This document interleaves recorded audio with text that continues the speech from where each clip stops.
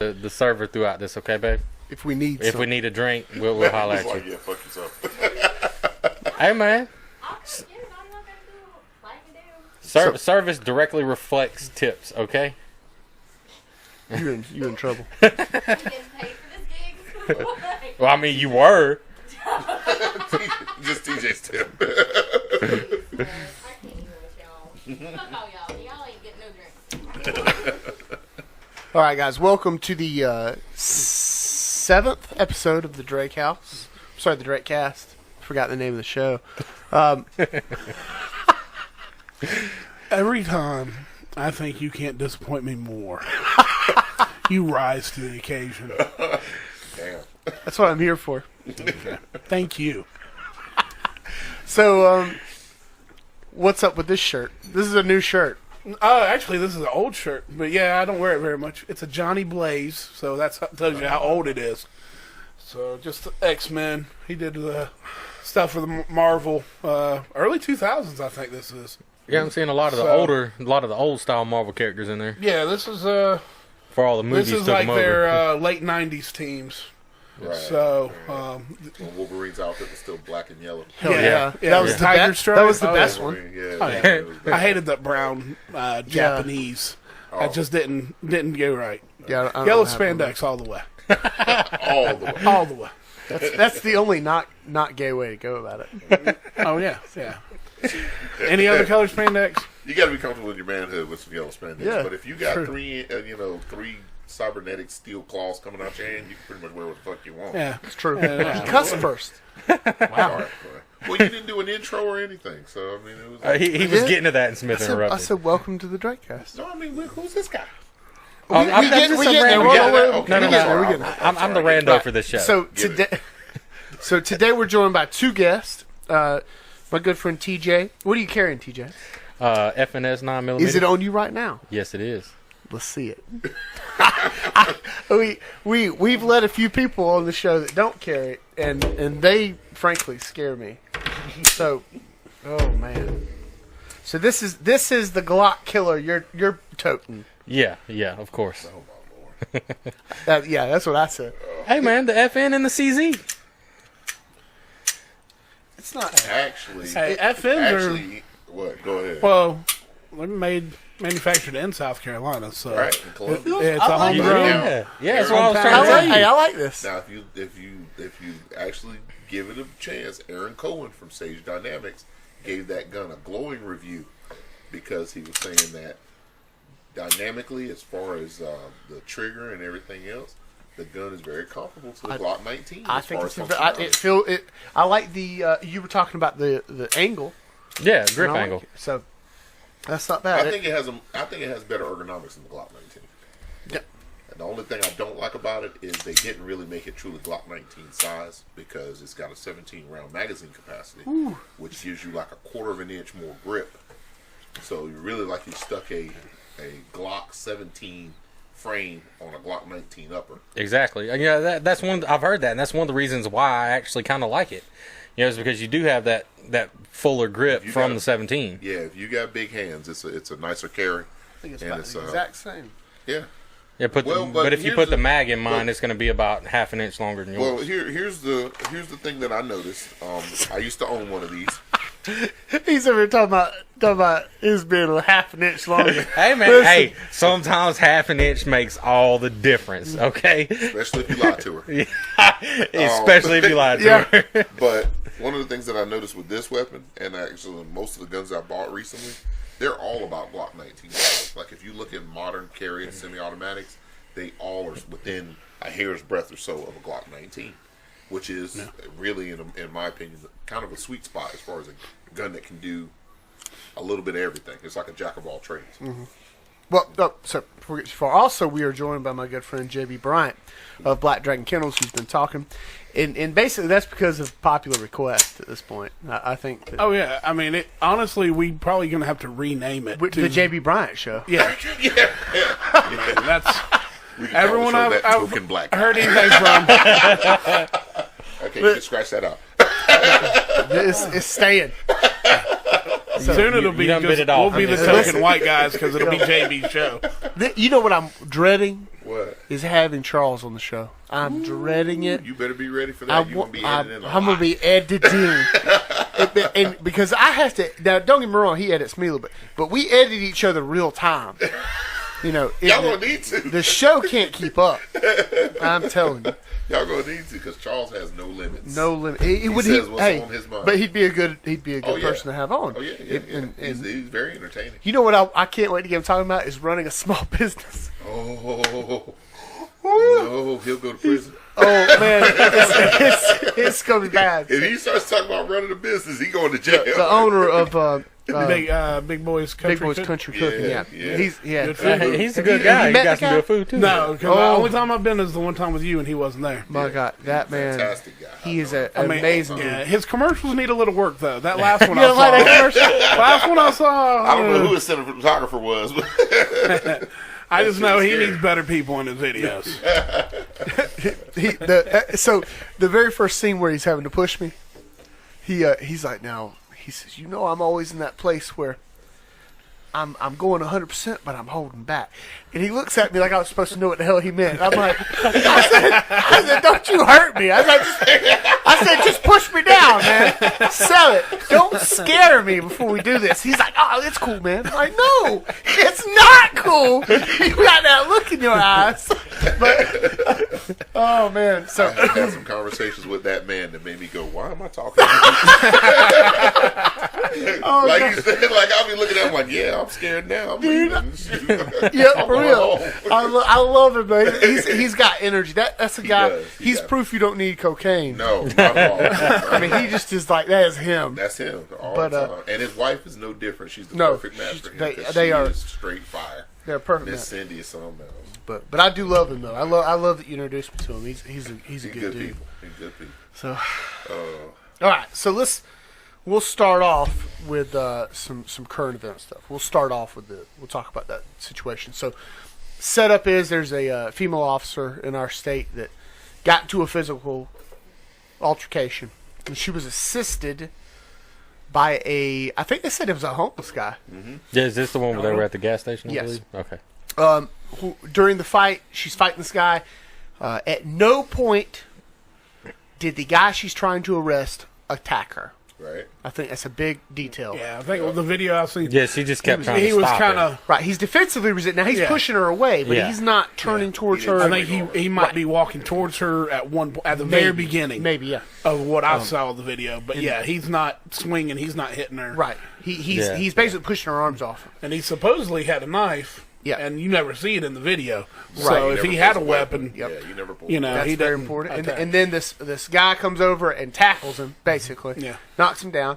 And then she tries to apprehend him and still has a little bit of an issue. The guy doesn't continue to help her, though. He just tackles the guy and leaves. Yeah. So Probably because But they didn't then, want to get involved with the cops.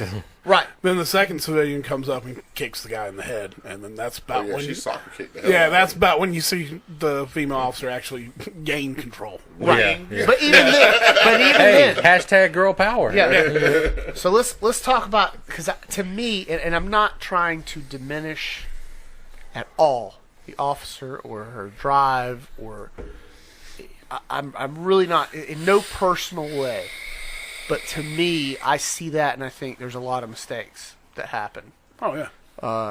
And again, you know, I don't know the full scenario, but unless the guy had said to the officer, "I'm leaving here right now to stab someone," I can't see why it was so important to try to take him into custody that second without backup. That's my biggest issue: is wait for backup. Well, here's my thing. Just on the fact that you said that, just real quick. If it doesn't say whether or not he was trying to go back to his car, or if he had a vehicle there, and you know as well as I know that an officer's not going to let you go back to your vehicle. Right. Period. You know, for the simple fact of you could have a bigger or a more deadly weapon inside your car. You know, I can kind of understand from that viewpoint, but to try to do what she did and the way she did it was unnecessary. And again, what you said is true. If there's more to the story, then we're wrong. You know, if he's saying I'm going back to my car to shoot you, then I fully understand her actions. But if that's not the scenario, and there's a phenomenon that I've noticed in law enforcement, and I wonder if it had anything to do with it. And that's that there'll be a guy who is not trying to restrain a subject. He's talking to him. And then as soon as backup shows up in sight, they'll start trying to fight with him. Or as soon as they see cameras on, they'll start. So it's almost like that ego starts to get to you. And I wonder if that was a driving force, because she is talking to him. You know, at one point she's talking to him. So I wonder if there's something happening off camera, or maybe even a more, you know, I guess, forgivable reason as to why she starts engaging. But to me, it was like, I feel very confident in my ability to fight with my hands. I feel very confident in my ability to grapple. I'm not going to get into a wrestling match by myself with a guy with a gun on my hip and him possibly having a knife or a gun. I'm just going to wait. Well, here's that thing we were talking about. It goes back to what you and I were talking about weeks ago. You know, as far as law enforcement being better trained in hand-to-hand. Yes. You know, especially when they have a weapon on their side. They actually have several weapons. Of course, they have their, I forget what they're called, their little club, their pop-pop stick, their batons, yeah. And then they've got, you know, of course, tasers. Some of them, yeah. I have two. Hey. Push up. Some of them have pepper spray. You know, some of them have tasers, and then of course they have their duty weapon. I mean, and of course if they're carrying a backup, you know, so you got to look at it from a standpoint of, okay, how are we going to train police officers in hand-to-hand combat and have them be able to defend, you know, all 5 or 6 weapons that they have on their body at any given time while on duty? You know, that's another serious thing. I mean, do you really want one of your officers with that many weapons on them grappling with an unarmed suspect alone? What if he gets the gun from her, because he clearly out physically matched her? What if he gets the gun from her and then kills officers that respond to back her up? So Right. Yeah, I mean, sure, that's kind of what we're saying. It's like, how do you train your officers to defend themselves and all their deadly weapons that are used to police the community? Right, and you made a point earlier. The way that police officers wear their rigs is not in an ergonomic or a safety-oriented way. It looks professional. They try to go for that duty belt. They're not using thigh rigs, which are easier to defend, actually. There's a lot of cool videos on that. They're not using weapons here where they can keep their taser and everything in their workspace. They're using the old-school belt where it's very easy to get a weapon taken from you. You know, we talked about that today at training, and it really boils down to fundamentally the powers that be, one, wanting to appear PC, and two, most municipalities do not want their officers looking too combative. They don't want them looking too tactical. They don't want them looking too aggressive. I know the department I was with changed its clothing standards because they felt like the BDUs and polos that the officers were wearing made them look too aggressive. Now, this is just me, but and I think this is something we're going to be talking about later from a perspective of officer survival. Go ahead. Oh, okay. No. Microphone check. 1, 2. What is this? But from a perspective of do I need to move that thing? There you go. Okay. I'm sorry. From a perspective of officer survival, I don't mind if my officers look aggressive, because it probably is going to cut down on the likelihood that a perpetrator or a suspect is going to want to get physical with them, or the perpetrator or suspect has to take into account, man, this guy looks, or this lady looks like she might go to my butt if I open the ball on them. And that's what you want. That enhances your officers coming back home alive. Now, if you're more worried about the community's perception versus the officer's survivability, to me, I think your priorities are backed up or changed around. But, you know, that's just me. Well, I mean, anyone who's worn a uniform knows how restricting they are. Yeah. I mean, any type of uniform, really. You Yes. know, those polyester pants, whether they got side pockets or not. I mean, to get in your vehicle, you got to hitch up your pants legs. To climb steps, you got to hitch up your pants leg. So imagine wrestling on the ground or trying to do anything physical, even run after someone. Females' pants are even worse. Oh, yeah. Like Because they're cut tighter. and they go a little bit lower. Right. You know, they're more strict on your thighs. So, for a female officer, I've never heard a female say that she thought the uniform pants fit right. Mm-hmm. No. I mean, that's another thing is we've hit on so many subjects at training and other places outside of here. You know, another thing we were talking about is just like you were saying, the different cuts, the different fits, from not having any pockets to basically not having any room to move in them at all if you get a pair that are supposed to fit right. I mean, when you talk about women's clothing, yeah, and it boils down to how's a woman supposed to carry? How is she supposed to be able to do anything that a man can do, especially in a police type situation, to where she can't move hardly or move comfortably in her clothes. To me, my thing would be is I would want my officers to be at the height of comfort in their surroundings. And that includes clothing, that includes on patrol. It's like we were talking about load-bearing vests, thigh rigs, to where they didn't have that big duty belt to constrict them or to impede their movements. Yeah. It's just like being able to hop a fence, or being able to hop over a porch railing. To be able to do that in normal clothes, like right now I've got on sweatpants. I could go easily hop up and down, do whatever I need to do. But I'm sure if I had on some polyester pants and a duty belt, I'd have to have a run and start to do anything. Right. Actually, I had the same conversation with someone at training today. We were talking about, your clothing. How, like for instance, my belt's about 35 pounds. And if I'm pretty agile, I can jump over a fence, no problem. But the belt on, I do need, like you said, a little bit of a running start. It changes it, Yeah. It definitely. But going back to this particular situation, I guess if you were her supervisor, what would be the conversation you'd have with her afterwards? For me, it would be, hey, good job. You stayed in the fight. Don't ever do that again. You put a lot of people's lives in danger. That would be the conversation I would have. That's one potential. I think for me, I like the fact that she was game. Oh yeah. I like the fact that she was game, but I think I can agree with you in that I would have liked to see her be a little more tactically minded. Like for instance, do we absolutely have to arrest this guy right this minute? Right this second. Okay, that's the first thing. If he's going to the car, well, get his tag number down. Because unless he stole the car, that tag goes back to his address. 2, once he gets in the car, you put a bolo out on him. You get in your unit and follow him until you can do a felony traffic stop on him.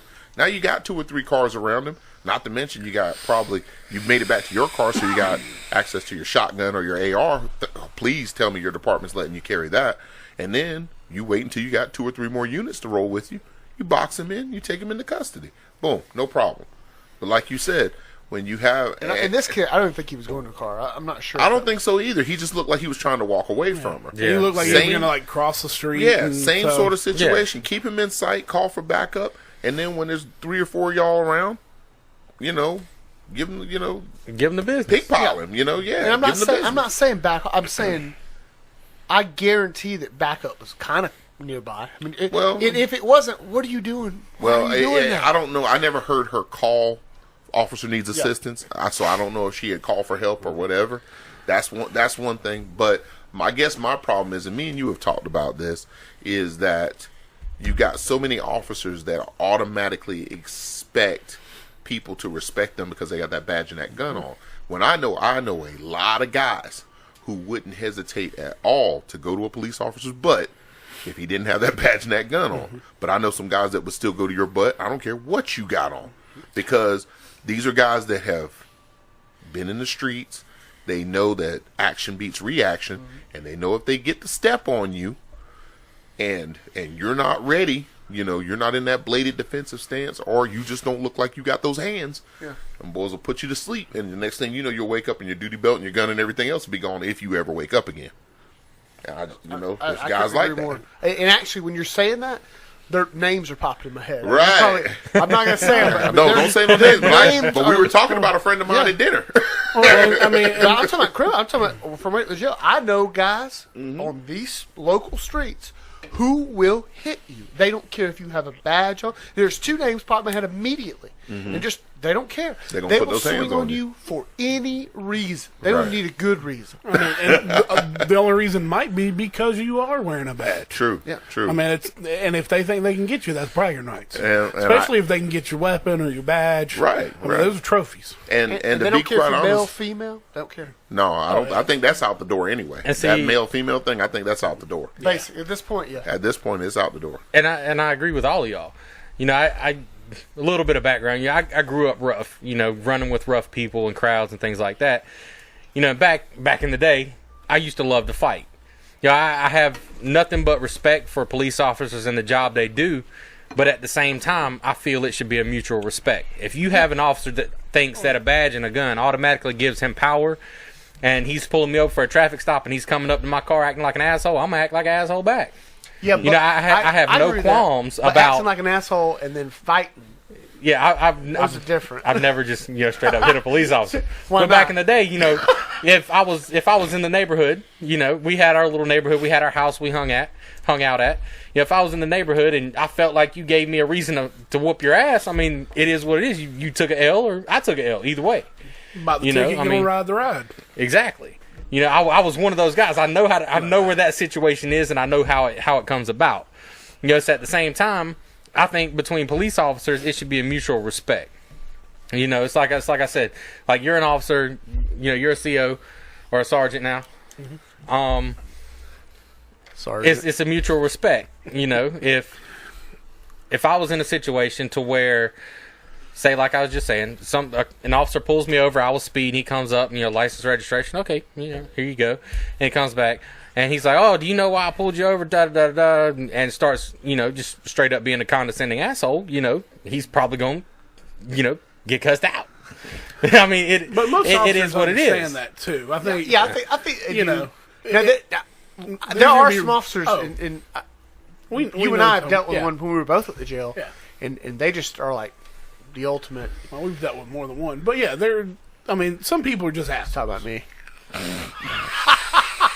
talking about me. I mean- Did you see that face? You're gonna go ahead and put yourself in the group. I ain't that- taking you out of there, it. there was a But, certain CO that came out when we had a little range training out here that was the epitome of what we're talking about right Yeah. now, of being because they thought they had a badge in any type of situation, they automatically assumed that gave them power. I think I know you're talking about. Yeah. Well, Well, I must not have been here for that one. Oh yeah, you were here. You agreed. you Oh, Yeah, Okay, yeah. never mind. yeah, well, Yeah. Okay, I know where we're at. Yeah. So, you know what I love though, the working at the jail, and we all four have done it tonight. But the ways you describe, fighting, like it'll be like, well, I took the L, or you gonna take the L, or you said bought the tickets. Ride the ride. Go to the ass. Or get in the business. I've heard a million of those working in this field of just different ways. Like I always said that I was going to put them in the space program. If I was going to slam them, I'd be like, you're about to be an astronaut. No, and it's one of those things you never want to come out and be like, okay, well now we're going to the Marquis of Queensberry rules. We're going to Yeah. settle this like Hey, men. Step outside. listen, We don't do that. You're I challenge you to a duel. Right. If you learn how to talk shit, you can avoid some You can fights. avoid a lot of problems. I don't know how many guys I've said, like I hear you selling wolf tickets. Exactly. You say that stuff and they know. They're like, or in the jail, I didn't know this. Throw the one. Yeah. You'll be What was talking it? to a guy and who's like, throw the one then. See, back in the younger days, it was shoot the one, or going You're toe to right. toe. Maybe Things both. like that. I That's never what heard we that used to term. say. I never heard Going that toe to toe was basically you I've heard line that up term. toe to That's Shoot the toe. one. I never heard shoot the shoot one. the one What- now. What is that? That must be some jail lingo or something. Shoot the one. Oh, No, I mean man. that's just what you heard. Back in the day. If two guys or two girls started arguing and we were all hanging out, playing video games, listening to music, whatever we did.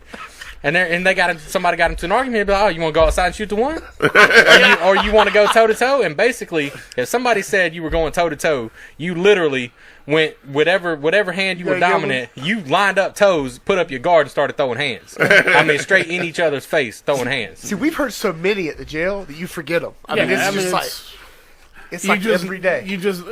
You can tell by context what they're talking about. Yeah. Yeah, that's Yeah, That's the only reason we know. Intonation. Yeah, first couple times I'm talking to someone and they say something like "shoot the one," I'm like, Wait, what?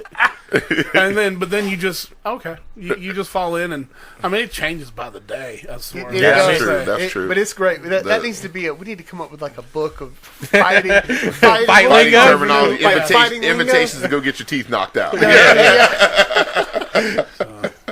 Oh man! But you know what? But that's all a part of, like, you talk about knowing how to talk trash. I still got space on this ride. Sorry. No, but you're right. Knowing how to talk trash a lot of times will keep you from having to get physical. Because all violence is, even with animals, like if you look at dogs, right? Dogs will square up on each other, and the first thing they'll do, their hackles go up. Because they want to make themselves look bigger. I want to look more threatening to my opponent so he'll back down. I really don't want to fight. I just want him to back down so I can win. You know? Human beings do the same thing. It's like you said, selling wolf tickets. I'm going to talk so much trash, this guy's going to think I can throw hands whether I know how to fight or not. Well, you tell him you're pretty tough behind the door. You know, that's Oh, what yeah, they say all the yeah. time. You Say know? what? You're tough behind the door. Right. Or they'll say know? you tough behind that badge, or they'll go, "Man, you tough behind that badge," and they're trying to make That's exactly like right. what was it? That video we seen? I think it was a German Shepherd. They had like an automatic gate, and the Oh, German yeah. Shepherd was sitting there raising hell. Oh, there's two and dogs fighting, and there's and the like gate 2 or was 3 open. dogs on the other side of the gate, and like they're all raising hell. Hitting the gate, and the gate starts opening, and they follow the gate down until the gate gets completely open, and they all just run away. I've never seen that one, but I've seen something similar. Yeah. Dave I've seen something Grossman, he similar. talks about Dave Grossman. Yeah. He has a flight On killing. The whole fight or flight thing. He says there are actually 4: fight, flight, posturing, which we're Right, talking right, about, and right. submission. And I Right. think posturing and submission are by far the more likely in today's society.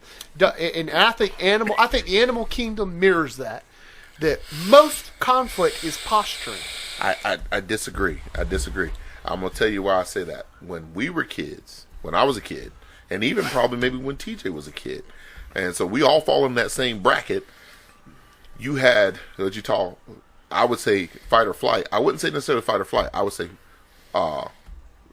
posturing was definitely a part of it. Yeah. Submission was definitely a part of it. And then fight was definitely a part of it. You didn't want flight because you didn't want to be seen as a complete and total coward. You didn't. I'm saying they exist. Those Those things existed. Yeah. But even in school, you didn't want to run because you would Better be to known get as beat up. better to get beat up, better to take the L, right? So, I'm sorry, better to take the L. But if you look at today's society and the way violence interacts on the street now, it's really kind of, to me, what is it? Posturing and fighting have kind of, it's not even fighting anymore. It's my posturing. If my posturing doesn't go to work, I go instantly to killing you. Mm-hmm. Okay, there's no fight. I'm instantly going to escalate to a weapon and kill you and everybody else standing around, or just start launching rounds indiscriminately into the crowd. Yeah, I think that they do not have a healthy ego. They haven't been hurt, so they don't really know what that's like. They never had a dad beat them up. They never had an older brother beat them up. They never learned. I think a lot of these guys grow up scrapping around on the schoolyard, but I think what it is that now people justify. Let's put it like this: they feel like, from what I see in young people now, if you disrespect me, it's grounds for me to kill you. Yeah. It's not grounds for me to beat you up, or for us to step outside and sort of resort to physical altercations to get it resolved, to figure out which one of us is the tougher dog. Okay, it goes straight to, now you've disrespected me, I need to kill you to prove my manhood, and for everybody else to know you don't take the chance of disrespecting this guy, because he will kill you. I don't know if you saw this video the other day where the young lady was on Facebook Live, and the girl pulls up in the car, and they're talking stuff back and forth to each other, and the girl who's walking, it was all over a Christmas present. One girl was going to go return the Christmas present because the other girl had given it to her child, and I guess the girl felt it was too cheap or too tacky, and so she was going to return it. And the girl pulls up on her in the car, and it was 2 African-American women, and the one girl kind of looked like she might have been a stud, and then the other girl kind of... We say that? Yeah, I said, it is what, that's the terminology I hear is the current terminology. if you're looking a And little they were butch, I African. mean, Yeah, if you're looking a little butch, it is what it is. But the stud sitting in the car, and the girl, who's walking, says, what am I supposed to be intimidated? She starts talking stuff to her, starts talking cold cash shit to her. And the girl in the car was like, well, da-da-da-da. The girl who's standing there, she said, well, I see you with that gun. You ain't going to do nothing with the girl. And the girl in the car had a pistol in her hand. right? The girl standing there just talking shit. The girl in the car reached out the corner, popped her, pow, shot her right in the street on Facebook Live, and hit her. It didn't kill her, hit her in the arm. But then the girl who got shot was like, "I can't believe this bitch shot me." Oh my Well, God. why? what- You're talking junk, looking down the barrel of the gun. I mean, you know, like what you think she brought the gun for? Decoration? Yeah, that's some psychopathic behavior. I mean, Yeah, to very me, much so. Very much so. to me, disrespect ain't worth losing your life over. Well, There's very little stuff that's worth losing your life I don't over. know. This goes back. I don't believe respect is. I believe a lot of people use a word for respect other than what. First of all, I don't think that you can respect people you don't know. I don't think it's possible. I think you can act respectful. yeah, That's yeah. an interesting way to look at it. But people, you know, what good is respect if I just give it to you? That's like inflating the currency. It's not worth anything. You have to earn my respect. Now, I will be civil, and I think me and Smith have kind of got into a little bit of debate over this, but I think that people nowadays think that they don't know what respect really is, but even if they do, they think they deserve it for no reason. I can see that. Yeah. I can see that. And I have an issue with that. But, Yeah. That's not me, by the way. I know that sounds a little bit deep, but I can't take credit for that. But, No, I can totally see that. Well, and touching on, about just jumping straight to guns or weapon, there's not any one-on-one fights anymore. no, you don't see that either. I'm not man enough to take you on one-on-one. If I got a problem to you, I'm going to come at you with 4 or 5 other guys Yeah. to ensure that All my cousins, Yeah. Right, my because homeboys. Yeah. because yeah. I'm not man enough to handle my business Right. by myself. And even if it does so happen to be a one-on-one fight and you lose, the loser always comes back with a weapon to, I guess, regain some of the ego his he's lost. self-respect. Yeah. You're right. It's more regain Yeah. his ego. Yeah, not so really I mean, regain his even self-respect. even if there is a one-on-one fight, I mean, what good is it doing other than okay, now I Prolonging pissed him somebody off to getting the shot. point that he's going to want to shoot me now. Yeah, prolonging somebody getting shot. That's Yeah, I mean- about the case of it. I think in reality, I mean, we see it. I mean, with these ridiculous murder rates in these bigger cities, man, where these Yeah. guys are just shooting each other either over gang turf, drug turf, or just the fact that hey, I feel like you disrespected me. Yeah. And I'm not going to tolerate it. I'm going to let everybody know that I'm the man, and as long as I got this pistol on, you can't show me any disrespect. But a lot of these guys, unfortunately, they kind of act like their gun was the last one that got made that day. it's weird. Me putting a gun on. I used to be hot-headed. I mean, and I love to fight. Always, I've always loved to fight. And I think pretty much the day I started carrying a gun, that attitude went away. I was like, If you What? take Yeah, the CWP class, every CWP instructor I've had, because I've had to take it a couple of times, but every instructor I had said when you carry a gun, you need to leave your anger and your ego at home. Oh yeah. Because there's at least one weapon involved. So what started out as a verbal altercation can lead to a killing really, really quick. and if you have to kill someone, legal or not, your life has changed legally, and your life has changed psychologically. Oh, ask George Now, Zimmerman. I don't Yeah. I don't really agree with Yeah. that. You don't really agree with what? I don't agree with your life has changed emotionally or mentally. And I'll give you a prime example. You look at a lot of veterans that are coming back from overseas, fighting that have had to either kill or be killed. You look at a lot of them. Yes, some of them have PTSD. Yes, some of them have real problems. But what you don't hear about is the guys that can come back and cope with what's happened or what they've had to do to the point to where they're normal civilians again. But they have to there's a- cope with it. That's Yeah, I mean, when I say you still have I'll- to, you still and have I'll to tell you the cope, but I difference. don't agree with the I'll- total. I'll tell you the total difference. emotional change. I'll give you the difference between what you're talking about and what we're talking about. What we're talking about is if you take a man's life as a civilian in a self-defense shooting, people will look at you different. They call it the mark of Cain. See, as a veteran, people understand you're going doing Uncle Sam's work. So you got sent over there to do your duty, and your duty was to fight a war. And i.e., there's going to be enemy combatants killed. If you come back alive, that means somebody you ran into over there didn't. Yeah. Okay? Nobody here is going to hold you, going to look at you bad. Well, most people are not going to look at you bad for saying, hey, I was a soldier. I did what I was trained to do. I did my duty, and I served my country, and I came home. Nobody's going to be upset with you for making it back home alive. Okay? except some crazy liberal that might be screaming at you in the airport. Damn hippies. But damn hippies. But if you kill a person, even in a self-defense shooting here in America, first off, you will listen to the news. The people you shot could have been breaking into your house. The news media will make it sound like they were the victims. They could have been killing you. They were the victims. If you remember the case where the young man shot the 3 teenagers that broke into his house for the second time that day, and he shot them with an AR-15. Yeah. One of the kids' grandfather said that was over the top. They only had brass knuckles, a knife, and a club, and he used the AR-15. He shouldn't have done that. That was too much. What?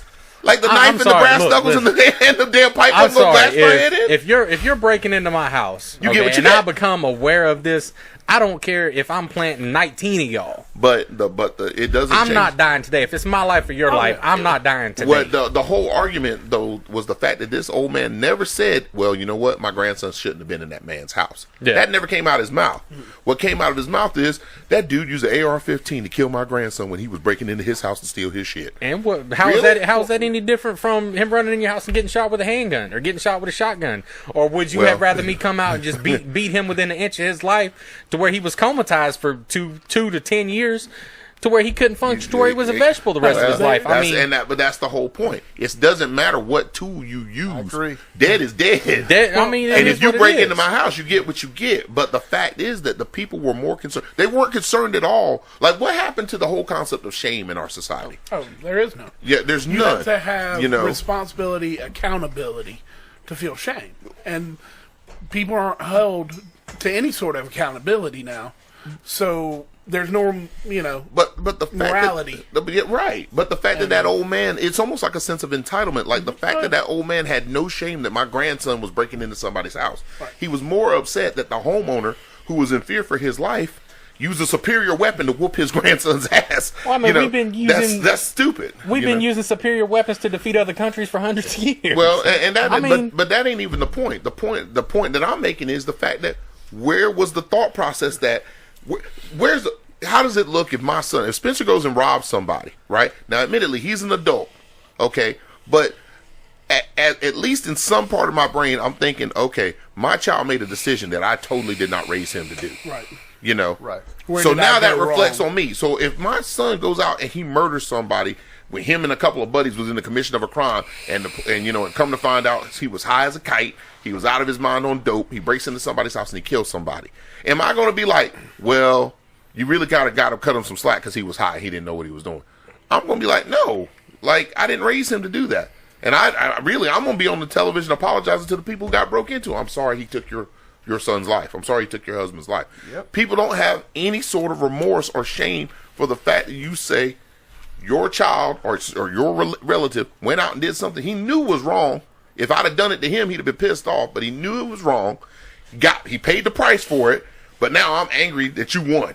Yeah. You see what I'm saying? That's all it boils down to. It doesn't matter what he used. I don't give a shit if he'd have shot him with a damn BB gun and killed him. But the fact that you want to feel like I'm entitled to be upset with you because you stopped my kid from robbing you. What? Or like the girl who was talking about her brother got shot coming out of the lady's window, and she was like, well, what do you expect a kid who lives in the hood to do to get his school closed? I don't expect you to rob me. I expect you to get a damn job. Simple. But get a job like I had to do. Yeah, I mean, I had to do it too. I mean, I've basically been on my own since I've done wrong. I've had to have help from family and friends all along the way when I've gotten a bad spot, but I've been on my own since I was about 15 years old. I mean, it was just too much conflict between me and my father because he was not in my life for a major portion of it.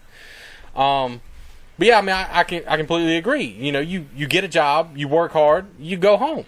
Mm-hmm. I mean, at the end of the day, what else? I mean, that's what adults do. Yeah, I like you're coming from it. Also, the familial, like the even though I understand you're not blaming, you wouldn't blame yourself in that situation, but you would to a degree. Yeah, I would. Because there is. I would wonder where I went wrong. Yeah, that's your kid. Yeah, that's my kid, and I would wonder like, what did I forget to teach him that would make him think it was okay for him to do that? Which in my opinion, it's usually nothing. Usually, it's not. I've met some people who were great parents and got some shithead kids. In the end, the kid makes its own decision. Right, he's an adult. Well, so since we're kind of on the subject of force and stuff, the least awkward segue we could do. I've intentionally not talked to you about this so that we can. Oh my God! This So that we can talk. No, this it's sounds like it's gonna get good. Okay. because I wanted to get it because I had no idea. I had no idea about any of this. We've talked about it briefly. So what is the officer survival? What is that? Just I don't know. Smith, you ever heard of officer survival? Not since you brought it up. I can't believe you guys hadn't heard of this. Okay. I haven't heard of it either. I mean, officer survival. I mean, kill or be killed. I know that. Officer survival movement. No, right? yeah, it's the officer. It was the officer survival movement. It's back in the fundamentally what happened was back in the late '60s, early '70s. There was a kind of the same sort of social upheaval that we're having today between groups like Antifa, Black Lives Matter, and all this stuff. You had all these different political, social groups that were all basically saying, the government sucks. Okay, and so as in any sort of situation like that, the representation of government that most people encounter is law enforcement. Right? Okay. So what ended up happening was you started seeing a lot of violence against law enforcement officers. So what did law enforcement? If you had to take like a snapshot of law enforcement pre this movement, what would you? Is there like a? I would say law enforcement was kind of more Andy Griffin. It was more not so much law enforcement, which More Mayberry. more peace officer. Yeah. More Mayberry, more peace officer. Okay. Where the officers if you even in the big cities, the cop walked the beat. He knew all the store owners on the beat. He knew the kids that played on his beat. Yeah, that hung out and played basketball. And Right. stickball, whatever they were doing. But even if the officer didn't live in the community, if that was his beat, he was a part of that community. Okay, Yeah. and the community recognized that. So if people had trouble, they would go to that officer and say, "Hey, Officer Jones, I need help." Well, when you started getting this social upheaval, basically during the hippie movement, and the In the guys 70s, coming back from late it was 60s. really about the '60s, during about the height of the Vietnam War. Well, I don't think any of us were born back in the 1850s like you were. So yeah, whatever. Whatever. Here, don't get your gun out. No. I might not be carrying anyway. Yeah. But, right. Okay. But when guys started coming back from Vietnam, you had, like we were talking about, soldiers were being castigated in the airports and stuff. You had Jane Fonda, Hanoi Jane, basically giving kind of comfort to the enemy because she was taking pictures with North Vietnamese Army regulars. All this kind of stuff was going on. So Kind of like Sean Penn. right, that guy, Dennis Rodman, right. So there was a lot of that going on at this time, and so what you started seeing people were attacking the police. When you say attacking, you mean killing cops. There was a lot of people killing cops, and then you also have to remember. I don't know if you guys remember a guy named Bill Ayers. Weather Underground. Member of the Weather Underground, but he was also a big. Well, I'm not even going to go into that. He was a mentor for a former president, and he had a lot of crucial teaching moments with a former president. But he was a member of the Weather Underground. Never really did heavy prison time. Came out, became like a professor or whatever. But it was a terrorist. It was a domestic terrorist organization. Yeah, several bombings. Several bombings. Killed a lot of police officers. Actually, they were bombing police stations. You had situations like there were shootouts between the law enforcement and the Black Panthers. As a matter of fact, there's a member of Congress the other day they were just talking about who was a prominent member of the Black Panthers and actually got arrested for his involvement in some sort of, I guess they were going to bomb something or blow something up. But he was just pulled over the other day and made some big stink about the fact that the cops treated him racially, racially profiled him. Can't remember the guy's name. But so there was a lot of this sort of thing going on. So officers started getting killed. Well, what kind of really was, I guess, the tipping point was there was an incident, and I think they wrote a book about it, but it was called The Onion Field. I think it was called The Onion Field, and I don't know if it was a book or a movie, but it just basically discusses these two California state troopers got ambushed by a gang. I don't know if it was an outlaw biker gang or something like that. Got ambushed and was taken out in the middle of a onion field and were murdered in this field. Okay, and if I remember correctly, when they found the bodies, these two guys were found to have emptied their weapons and reloaded one of them during the course of the shootout had emptied his weapon and reloaded. But when they found his body, his gun was partially empty, but he had the empties from the first 6 shots he fired in his pocket. Right. I've heard about that. You heard about that? Okay. Yeah. And the reason he had the empties in his pocket was because when those officers were training, the training staff used to harp on them about picking up your empty brass and get it off the damn range so the range would be clean. So literally, these guys literally fought the way they were trained, which means they stopped in the middle of a gunfight to pick their brass up. And so those officers who were in charge of training said, man, we are training these guys all wrong, because if a guy is stopping to think to pick up his brass rather than to save his life, and picking up his brass meant more than winning the gunfight, we are doing something wrong. Well, it's muscle memory. Exactly, also... and people started realizing that we're training our officers with horrible training scars because their muscle memory was. Let me get that up. Well, and there's also the officer that was in a gunfight, and he was holstering his weapon after every shot, right? Because all he did was practice the quick draw, fire one shot, and put his it holster back. up. Yep. And so, in the middle of a gunfight, he's doing this the whole time. Exactly, and that came back to the officer survival movement. So what ended up happening was trainers all over the country started doing training that was more street realistic. They started incorporating the idea of what they called the New York reload, carrying a second gun. Okay, they started seriously. Hey. They started incorporating. Good terms. Well, that's what they called the New York reload, because New York officers all carried double action only revolvers, and so it was faster to go for an ankle gun than it was to reload that 6 gun you had in your hand. Yeah. Okay, because the New York police officers didn't use speed loaders, they used dump pouches, or they used those little bullet wallets that put 2 rounds, 2 rounds, 2 rounds, and they were super slow to reload from. A revolver is super slow. That's why everybody carries auto loaders now. It's a slow thing to read. Even with a speed loader, it's slow to reload. Oh yeah. So a lot of guys would carry a 38 on their ankle, and they would come up with it. And the New York cops were so serious with it that instead of carrying the 5-shot Smith & Wesson Special, the Chief Special, they would carry the Detective Special made by Colt, because the Colt gun was not only, it was bigger than the Chief Special, but it carried 6 shots. So it carried the same number of rounds as their regular 6-shot auto revolver, so that when speed loaders came out, the Colt guns would accept the speed loaders that their main guns carried. All of this became part of the survival movement. Things like the Tonfa police baton, where they went away from the straight stick to that side handle stick that was basically based on martial arts. They started using that weapon instead of the straight stick, because they found out you could use it. Or martial artists were saying, hey, you can use this for more control moves rather than just beating the crap out of somebody. You can actually, gooseneck them, or, use this thing to sweep their feet or whatever. There's a whole lot more uses with this tonfa than with the straight stick. So you started seeing really, really quick, massive advances in police tactics and weapons in a very short period of time, because they were saying we're getting slaughtered on the street, and so that was the police survival movement. You see guys like, if you look up any kind of writings by guys like Masad Ayub, he's a big proponent of the police survival movement. He still talks about aspects of that have pertained and moved into. And now, who is that? Talk about him a little bit, because you've talked about him before. Masad Ayub is an American of Middle Eastern descent. I think his family was Afghani. And he grew up in the northeastern United States. His father owned either it was a jewelry store or a liquor store or whatever, but he used to work in the store as a child. And from the time I was old enough to work in the store, he said I carried a gun in the store, because whatever it was that they sold, it was the type of place where, I think it was a liquor store, it was the type of place that was prone to get robbed. Okay, well, he was from, I want to say, New Hampshire. He lived in New Hampshire. So from the time he was 12, his father allowed him to carry a pistol. Now, back in those days, of course, the only really automatic that anybody took seriously was the 1911. So this guy became an avid 1911 shooter at 12 years old.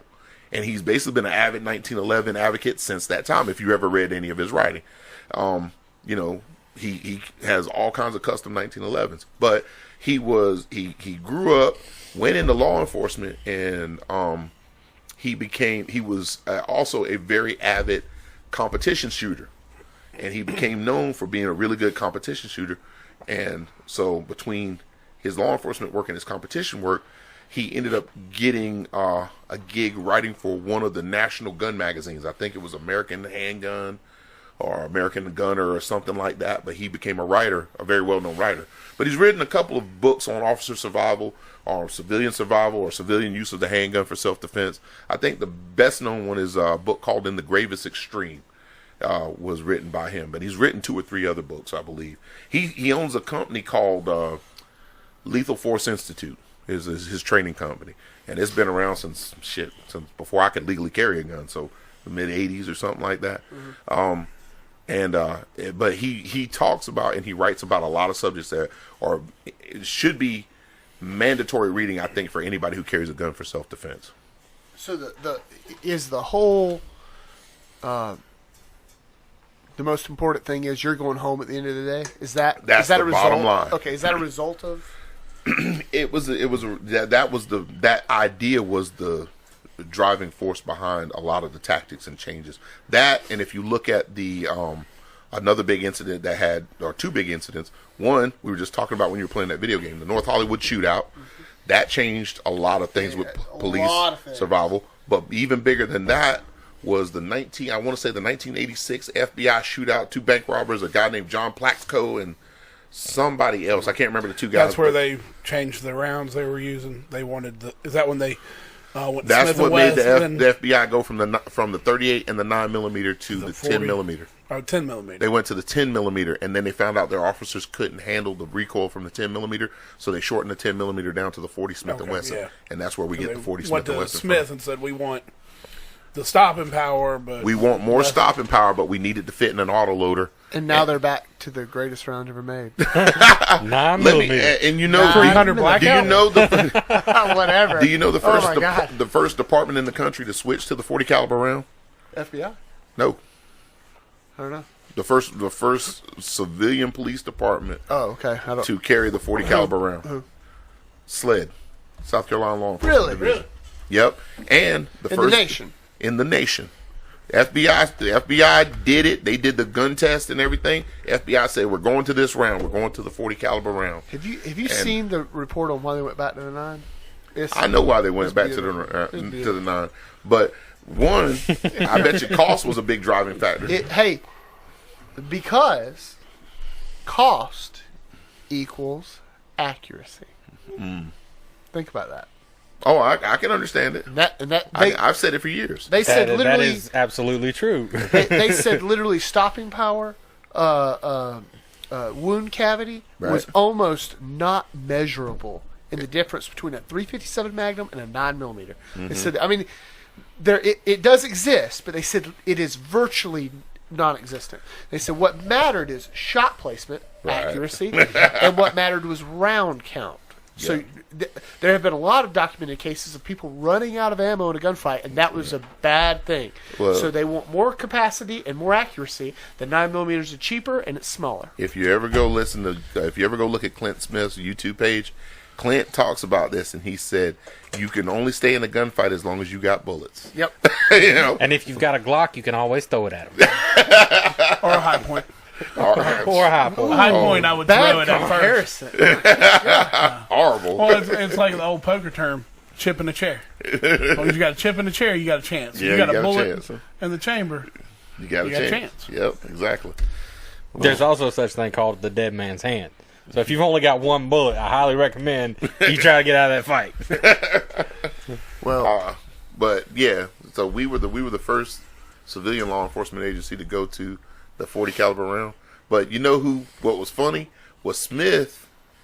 It was, I forget I think it was Winchester that formulated the bullet and came up with the round. Smith & Wesson was supposed to be the gun to carry it because that's why it's called the 40 Smith & Wesson. Smith worked with Winchester to develop the round, but they had trouble getting a gun on the market that could use the round. Glock beat them to it, and that was the gun we carried.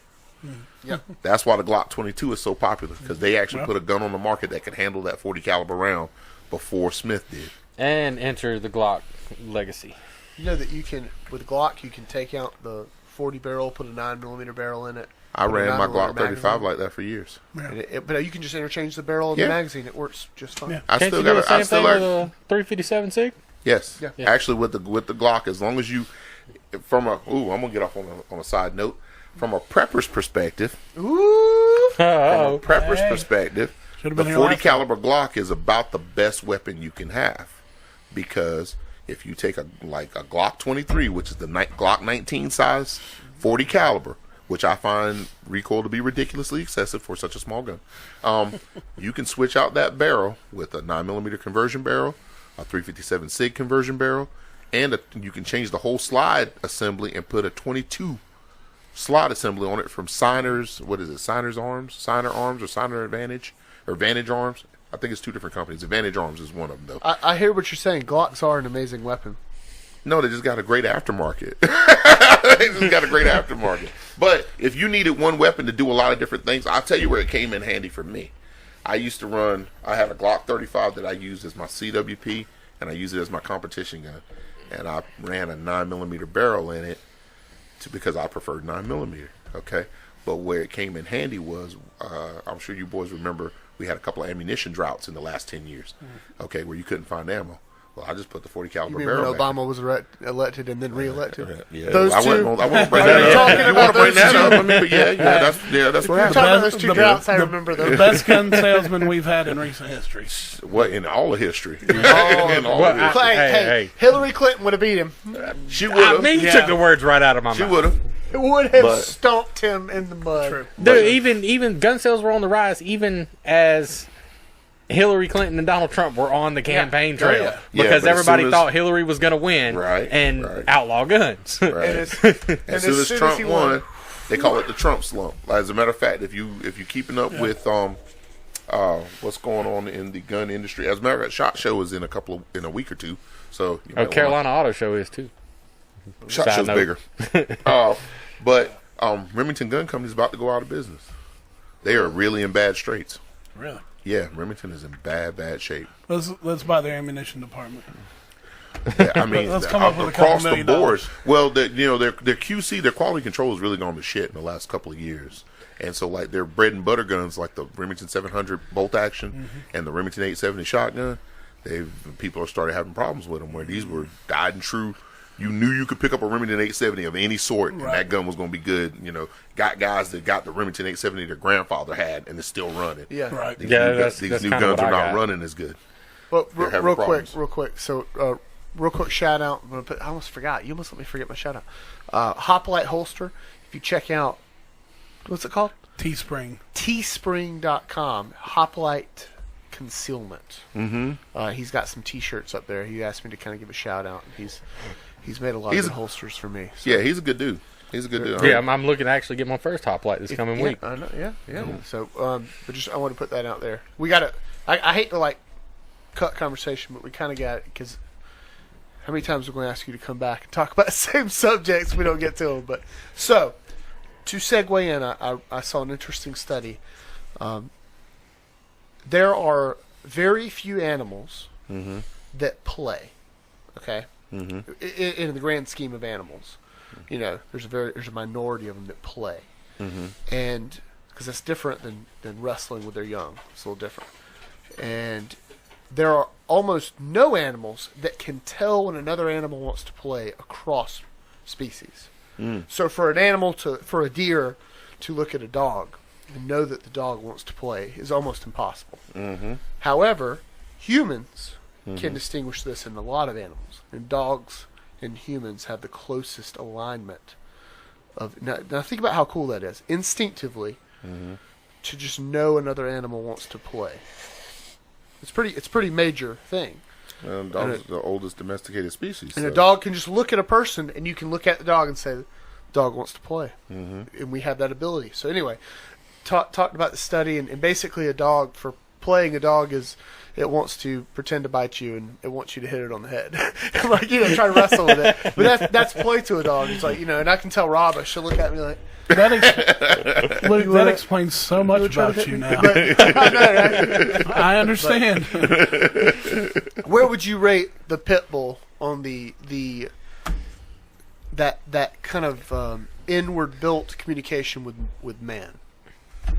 Among other dogs. That's interesting. I've never really honestly considered it, but if I was to look at the pit bull, I would say that it's fairly high because the pit bull has some interesting character traits that I have not seen in other breeds, which is kind of one of the reasons why I like them. But one of the things, like for example, game bred fighting pit bulls have almost no threat display.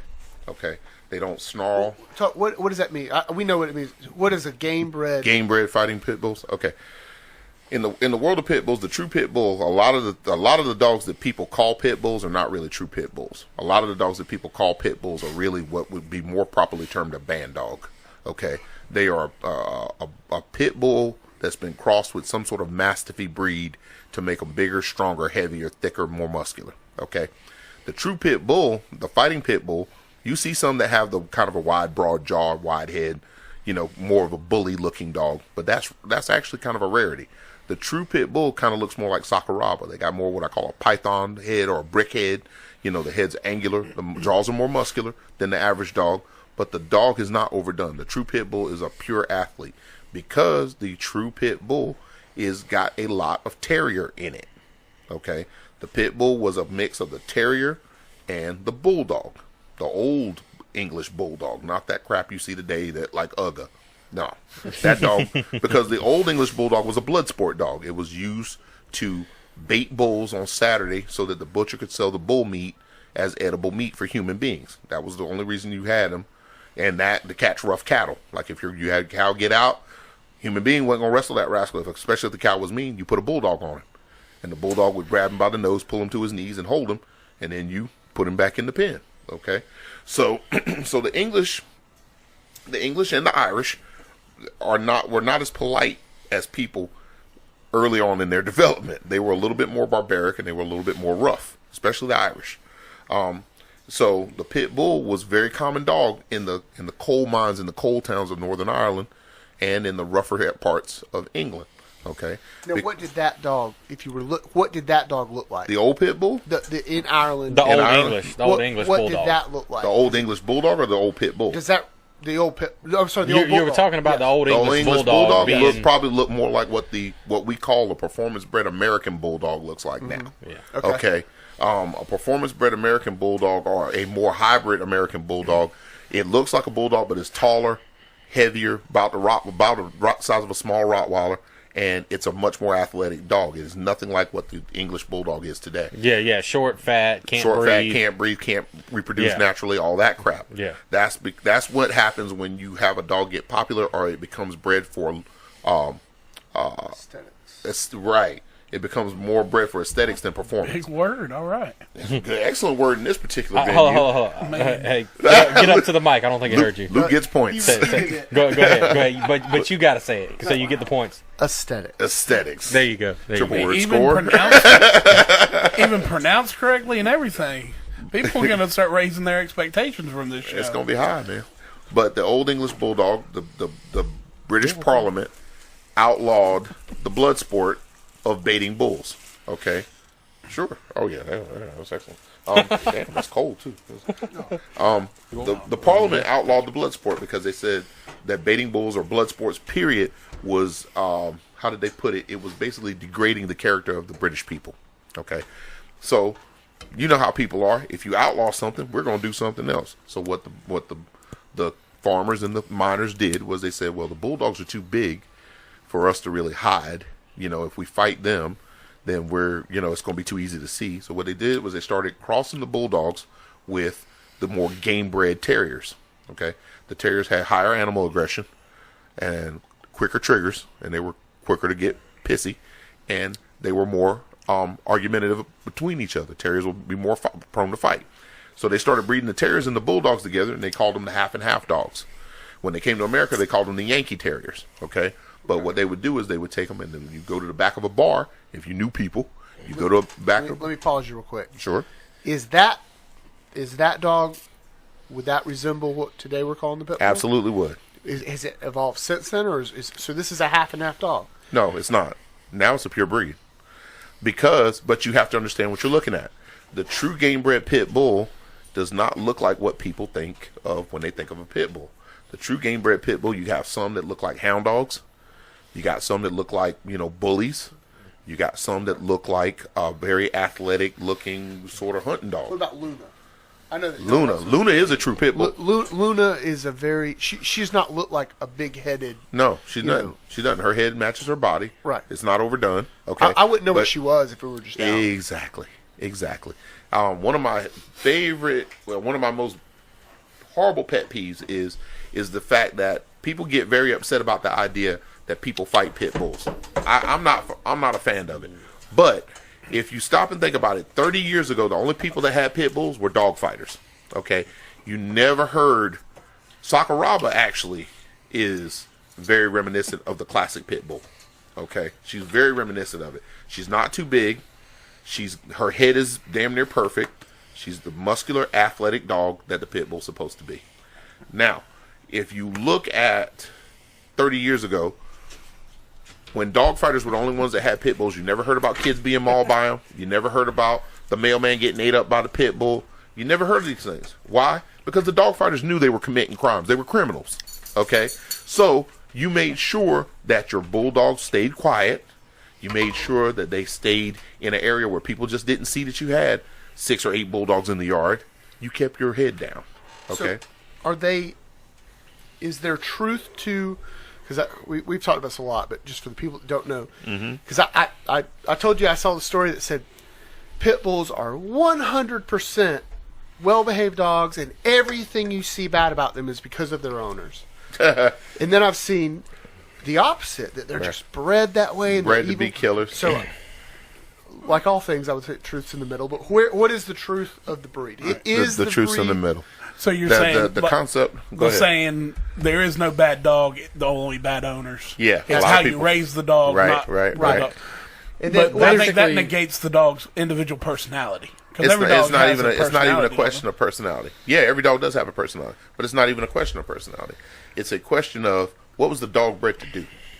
Okay, now, so if you look at a Labrador Retriever, I don't give a shit how crappy your lab is. I don't care if it's never seen a duck. If you throw a stick, that son of a bitch is gonna go get it. If you throw a ball in a lake, unless that lab has got a broke leg, he's gonna run out there and dive in that lake, and he's gonna bring that ball back. Why? He can't help it. Because his ancestors were bred to do this one thing and do it really, really well. Well, that's what the pit bull was bred to do.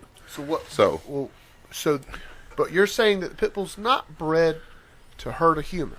It's bred to hurt. Human aggression was never a desirable trait in the pit bull breed. Okay. That's why so many true pit bull aficionados get very upset when they see people like me who use the pit bull for competition sports, bite sports, or personal protection. A lot of game dog, fighting dog people who have no problem with putting their dog in the pit and watching it fight to the death get very upset when they see a pit bull doing any kind of man work because it was never a trait in the breed. Would you say that makes your job harder? I catch grief from both directions. Well, no, I mean, does it make your job harder that the dog does not inherently want to bite a person? No, it doesn't, because as a trainer, when I first got into working dogs, the breeds that I was looking at was the German breeds, the German Shepherd, Rottie, Boxer, Doberman, that kind of breeds. Okay, because the Germans all use their dogs, and the Germans have a concept that is totally foreign to Americans. If you got a working dog and it's a show dog, it still needs to perform the work that it was designed to do. Okay, so your show dog can't be a champion in Germany unless it can do the work it was designed to do of some sort. So your dog needs to have a herding title. He needs to have a police dog title. He needs to have a Schutzen IPO title, or he ain't getting to be a champion. Period. Okay, I think that's a fantastic concept, because instead of you having a dog like, if you look at the German Shepherd that won Crufts, the biggest dog show in England last year, the dog's back end looked like it was damn near broke. The dog's whole hock and leg was sitting on the ground as he was running. The dog's a mutant, basically. But this is what's winning in the show rings now. Dog can't do what a German Shepherd's bred to do. He couldn't catch me if his life depended on it. I'm 330 pounds. I'll smoke that dog if you give me a 10-yard head start. That son bitch ain't catching me. If I got somewhere to run to get to safety, he's not catching me. So you're saying the pit bulls were bred to fight each other. So what would happen, because like a canine, most of the time are German Shepherds, and they are ferocious dogs. I mean, I've seen them go after people in professional, and they are a force to be reckoned with. Can I mention something I see missing in the German Shepherds real quick? Yeah, go ahead. A lot of what I see missing in the German Shepherds is an actual bond with the handler. Oh, God, yeah. It's not like the working dogs, the canines. Yeah. With pit bulls, like I have. He's kind of, we'll just call him a bulldog. Yeah, he is. He's an American Bulldog. With what I have and the bond that I have with my dog works for me perfectly. But for, my old lady, he's kind of laid back, chill, don't really care. A lot of the bond that goes into working with our dogs is Bond. basically. A lot of the work that goes into it is the bond. You know, and I think if that wasn't there, I don't see that there a lot in the German Shepherd or the herder breeds. You know, they basically just want to get out there and bite something. You know, I've seen more German Shepherds turn on their handlers than I've ever seen pit bulls do it. I would say that what you have with the high drive dogs, the German Shepherds that are capable of doing police work, the Belgian Malinois, the Dutch Shepherds, yeah, those dogs really don't give a crap about you. They care about their work. Okay, but for the people who like those dogs, I've seen. I have a good friend. We were talking about him earlier today. A guy named Stefan Nazam. He's got a Dutch Shepherd. He has a very good bond with that dog. Okay, and his dog works for him exceptionally well because that bond is there. You can see it when they're working together. And for the good handlers and trainers of those breeds, you will see that bond. Problem with those breeds in law enforcement is that, and I'm this is one of my pet peeves. A lot of times the canine unit is not manned by people who have canine experience. They're not manned by people who are into dogs. They're manned by people who want something kind of to hang their dick on. You know, it's like being SWAT or being Vice or something. To say you're the canine guy is a big status thing. So if you go from one department to another and you were like, I was canine at Greenville. Oh, shit, he was canine, you know. Because the canine guy got a cool job. You got a dog. Everybody loves dogs. Well, I mean, Who don't love dogs? There was a dog in a competition last year. I can't remember the dog's name, but it was a small Belgian Malinois. In what competition? Iron Will. Okay.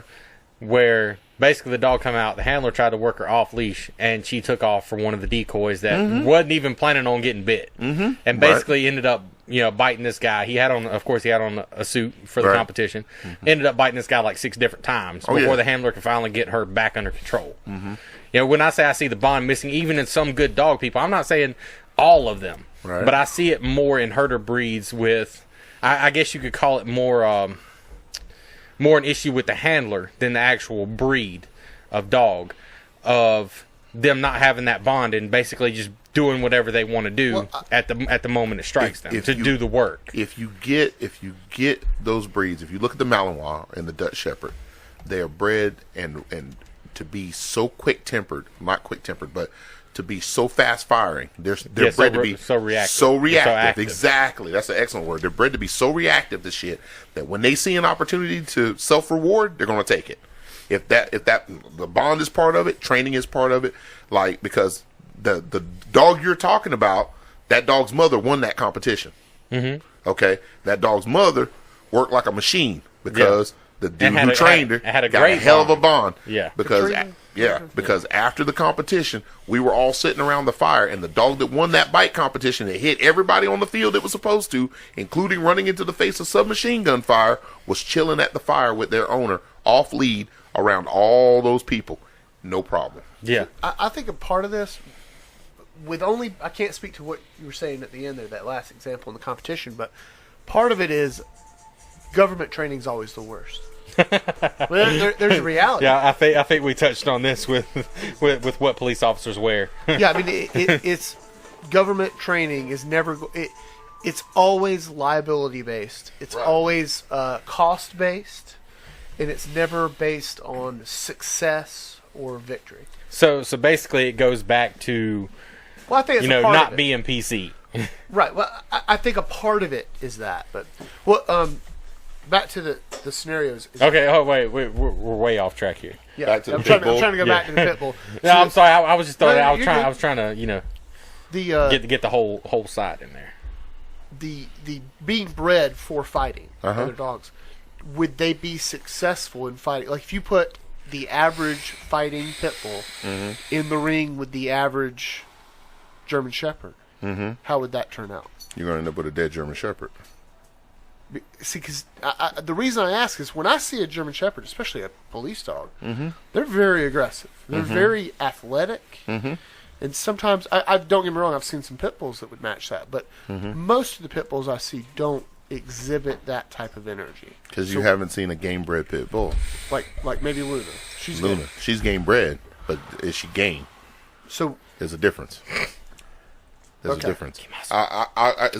If now, don't get me wrong. If the German Shepherd, if the Pit Bull was giving up a huge weight advantage, okay, it would be like kind of you being a hell of a fighter, but you weigh 150 pounds and you're fighting a 300-pound guy. Right. If that guy's skill level is equal to your skill level, you're going to lose. But what brings the Pit Bull? What gives the Pit Bull the advantage? Because I thought you said one time it's not necessarily an innate ability to fight; it's that they don't stop. Right. Is There's that the advantage. Is that the core of it? Well, if you stop and think about it, most other breeds of dogs are like people. You remember how we were talking earlier tonight about posturing? Yes. Pit bulls don't do that. Right. They don't do that. They don't- Okay. We'll get And to the- that because I'm going to ask you why some people don't like working with pit bulls. I know that's Yeah, that's So athletically, they will hold their own with any of these Malinois or as long as I literally just saw a video where it was over in like Russia or Kazakhstan or somewhere, and they put a 50-pound bully against like 110 pound Caucasian Shepherd, like a big Charka, big mountain dog. That doesn't even sound Yeah. like a fight. Right, Yeah. it wasn't. The mountain dog killed the pit in like about 45 seconds, maybe a minute and a half, something like that. It was very, very short, very brutal, very bloody. Now, but here's the difference: the pit never stopped trying to get a grip. The pit's tail was literally wagging until he stopped breathing. The mountain dog. The only reason the mountain dog won was because he had a 50-pound weight advantage, and he just crushed that pit to the ground and held him down and choked him out. Basically, crushed his throat and killed him. So if the pit could have got away, he'd have, of course, No, kept if going. the pit would have weighed 70 pounds, he'd have killed that mountain dog in the snow. But you look at true pits, and they don't weigh 70 pounds. You're talking about game bred pits. Game bred pits mostly don't. Yeah, they're in the range I of just what? saw What would Luna's you daddy say? and brother, and her brother's about 70 pounds. Wow. And there are bloodlines of pit bulls that go that big. The Virgil bloodline throws big dogs. The Mayday bloodline Hey, have you throws ever heard big of Mountain dogs. Man? Yes. Listen, Yes, I've listen heard to of that Mountain story. Man, yeah. I got a story because I thought you said it before. I stopped a guy the other day. Like pulled him over at work, Wow. and You actually got out of your car I did for some once? work. I go up to the window, and it was something like registered. No big deal, Right. And I'm talking to the guy, and when I'm talking, he's got tinted back windows, and I'm talking to him. He's being cordial, and all of a sudden, this pit bull just kind of walks up on his dash and looks at me. Gorgeous. I mean, it's like a pitch black pit bull, no markings at all, just black. And it was like the most beautiful. It looked like a lot like Sakuraba, a little bit leaner actually, and it just tall. It was a tall pit bull. I mean, it was almost touching the roof of the, with its feet on the. And I was like, kind of took me back for a second. I was like, oh hey, no, but it was it didn't bark at me. It was looking at me like. Yeah. Yeah, he's looking at you like you're going to start some shit. And I said, I asked, I get talking with him, and he says it's a Mountain Man, and he said he got it for $600 or something like that. But anyway, it was beautiful, very tall dog. Now I wouldn't say it was probably 70 pounds, but it was much. It was like it was taller than Koga, and it was a tall pit bull. But if he was lean, he probably didn't hit in 70 pounds. 'cause He was he's probably, stripped down. if he was that lean and that tall, he was probably hitting about 60, Yeah, but he said it was a Mountain 55. Man. something Yeah, like Mountain Man is a very Mountain Man.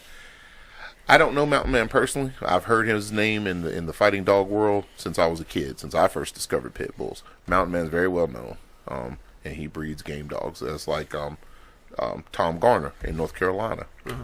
He's got 60, 65, 70 dogs on his yard.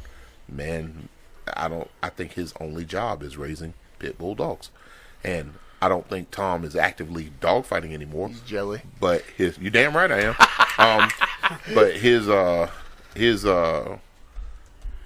You would get him. his reputation in the dog fighting world, in the game dog world, is so great that people still seek out his blood. Now it just so happens that his bloodline is the same bloodline as Luna's bloodline. Oh, really? Yeah, Eli. that's what that Eli Chinaman dog. Now this did not look anything like that. It did not look anything like Luna. It was the head was a lot more like Rava's. It was Well, like if you kind look of at angle.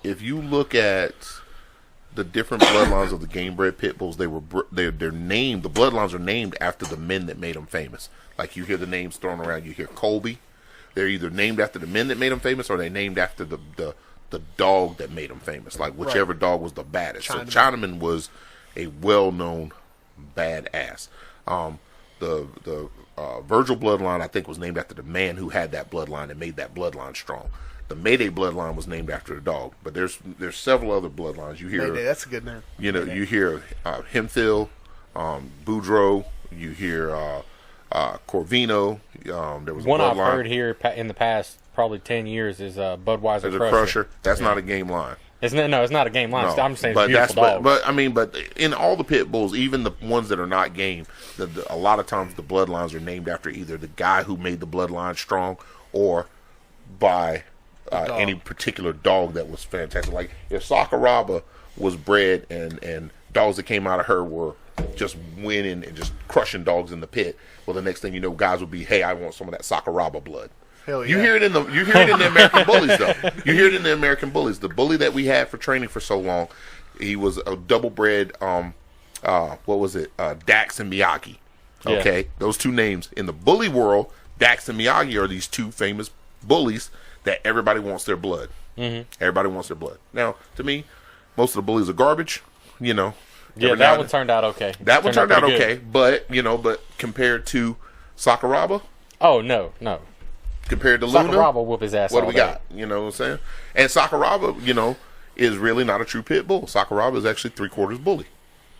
She just went back to the phenotype and gave me a more classic look.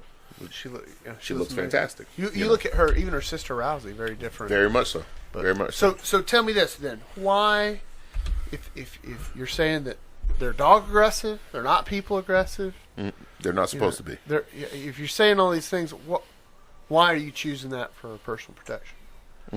Now sell it. Now Dude, sell you it. just started another 2-hour conversation. Well, I'll try to make it quick. The advantages that I saw in the pit bull. What got me into the pit bull was when I first found out about pit bulls. I was a dog person.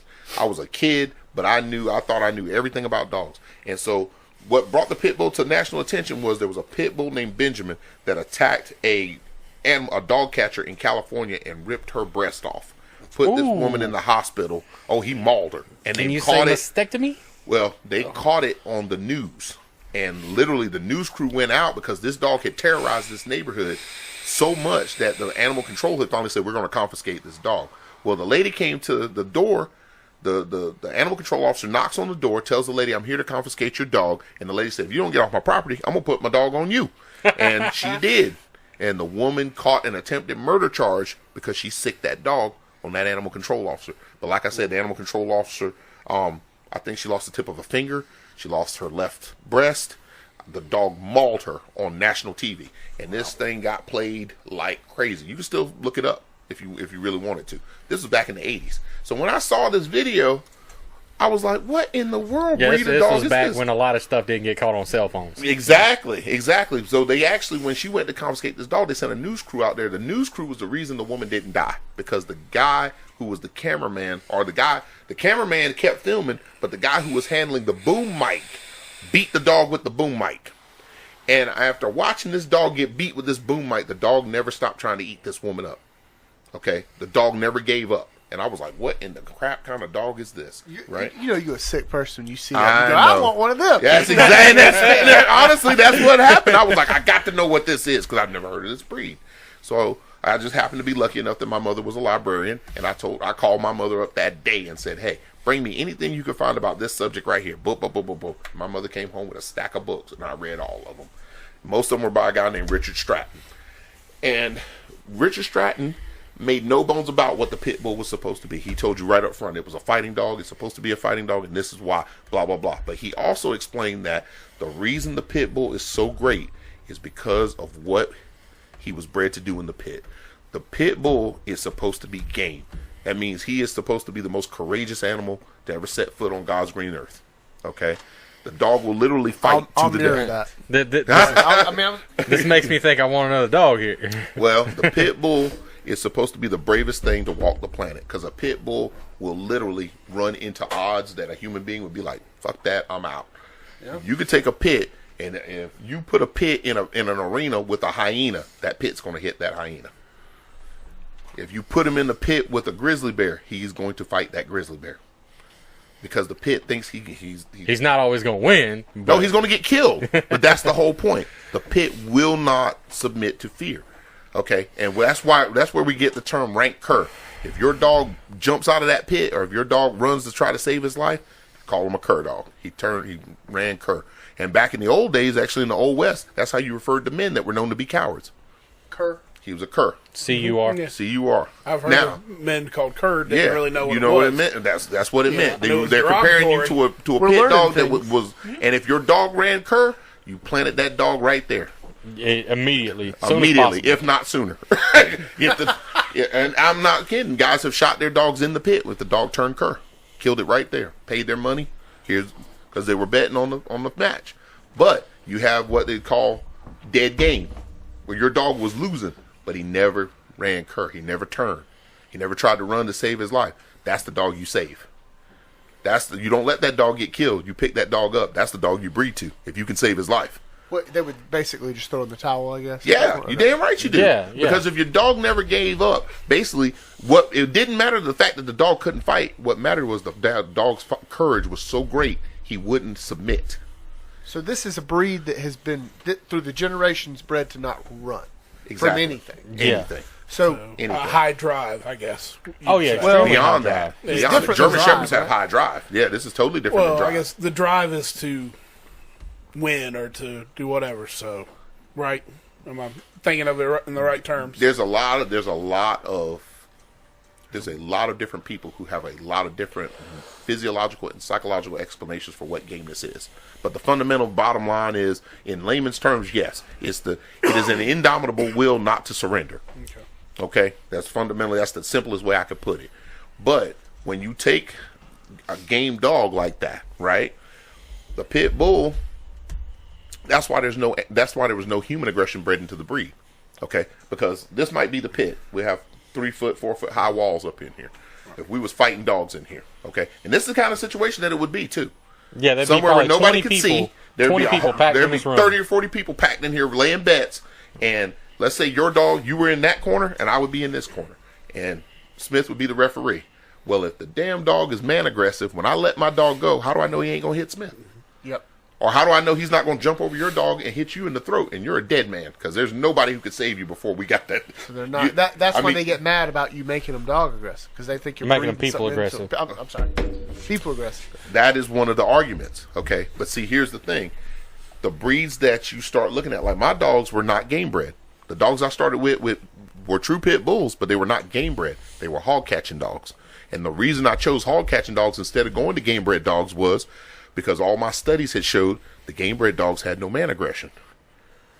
I knew I wanted everything that the pit bull gave me, but I had to work around the fact that the pit bull was not bred to be man aggressive. So I figured I'd have a higher chance of finding one that'd be willing to do bite work if I went to a hog hunting breed. So that just to clarify, because this is for the listeners again. So it was actually a trial to find a pit bull that would inherently be man aggressive towards people. No, Not inherently. That's not. no. I chose one that wouldn't have the inhibition. But, okay, I guess I'm trying to put across. We're to saying people the that- same thing, but we're Right. saying it, but it's coming from a little bit different perspective. Okay. What would you say to a person that said, "What are you talking about? Of course, a pit bull would bite a person."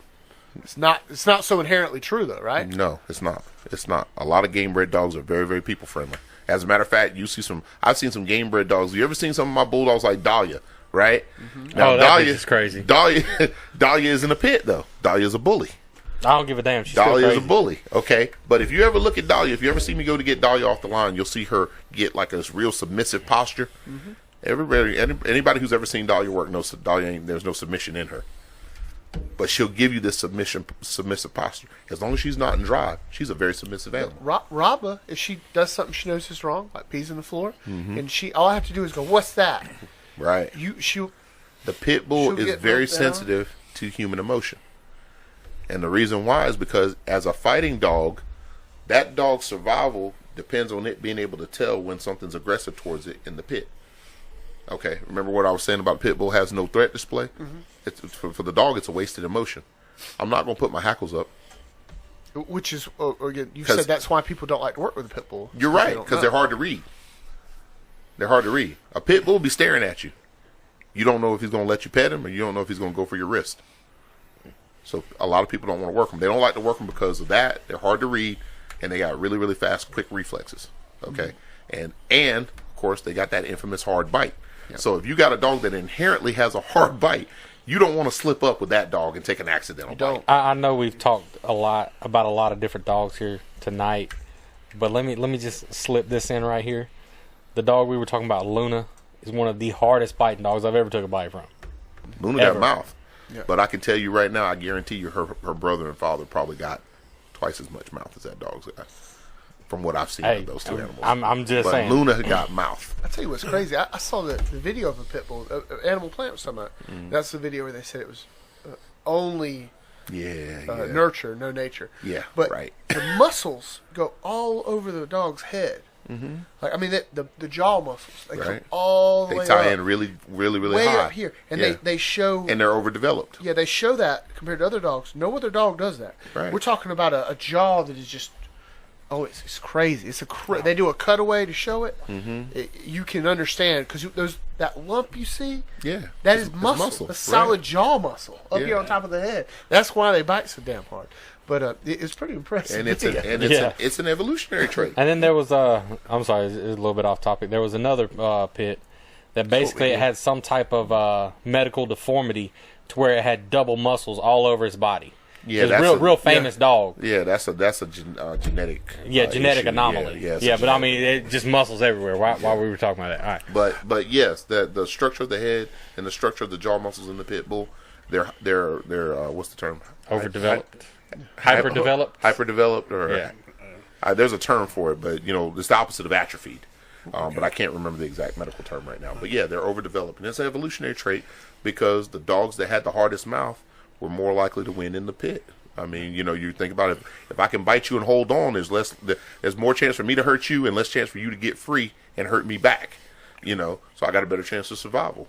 So when you look at literally the whole purpose of the dog, like a German Shepherd could be badass. He could be the best police dog in the world, but he's not fighting for his life. You're testing him on his ability to catch criminals or herd sheep or something like that. But the pit bull's sole job was to survive being a combat dog. He's a warrior. He's a gladiator. Okay? And so you got no better natural selection process than did you survive what you were doing. Like, what you're doing is you're either going to walk away or you're going to die in the pit. Yeah. Well, guess what? A Spartan. Exactly. Exactly. And that's, if you look at the Spartan culture, you got pit bulls right there. Right. You got pit bulls. Well, I got a two-part question. They go hand in hand. So, what you're saying pit bulls are they don't have the inherent man aggressiveness. Game bred pit bulls. Well, what, in your opinion, causes, because you hear about pit bulls turning, and today's culture, I guess pit bull's the more prevalent name that you hear. Right.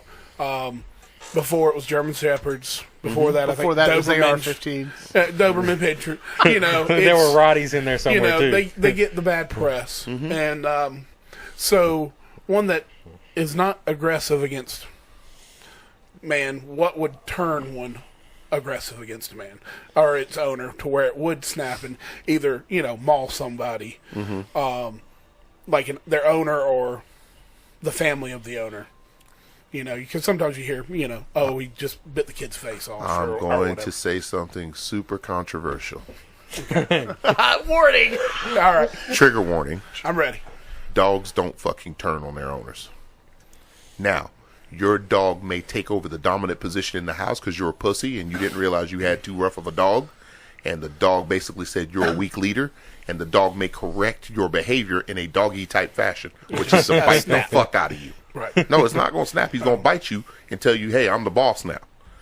It's because you missed the warning signs. You might have had a dominant dog and he was telling you, hey, I'm going to challenge you for position.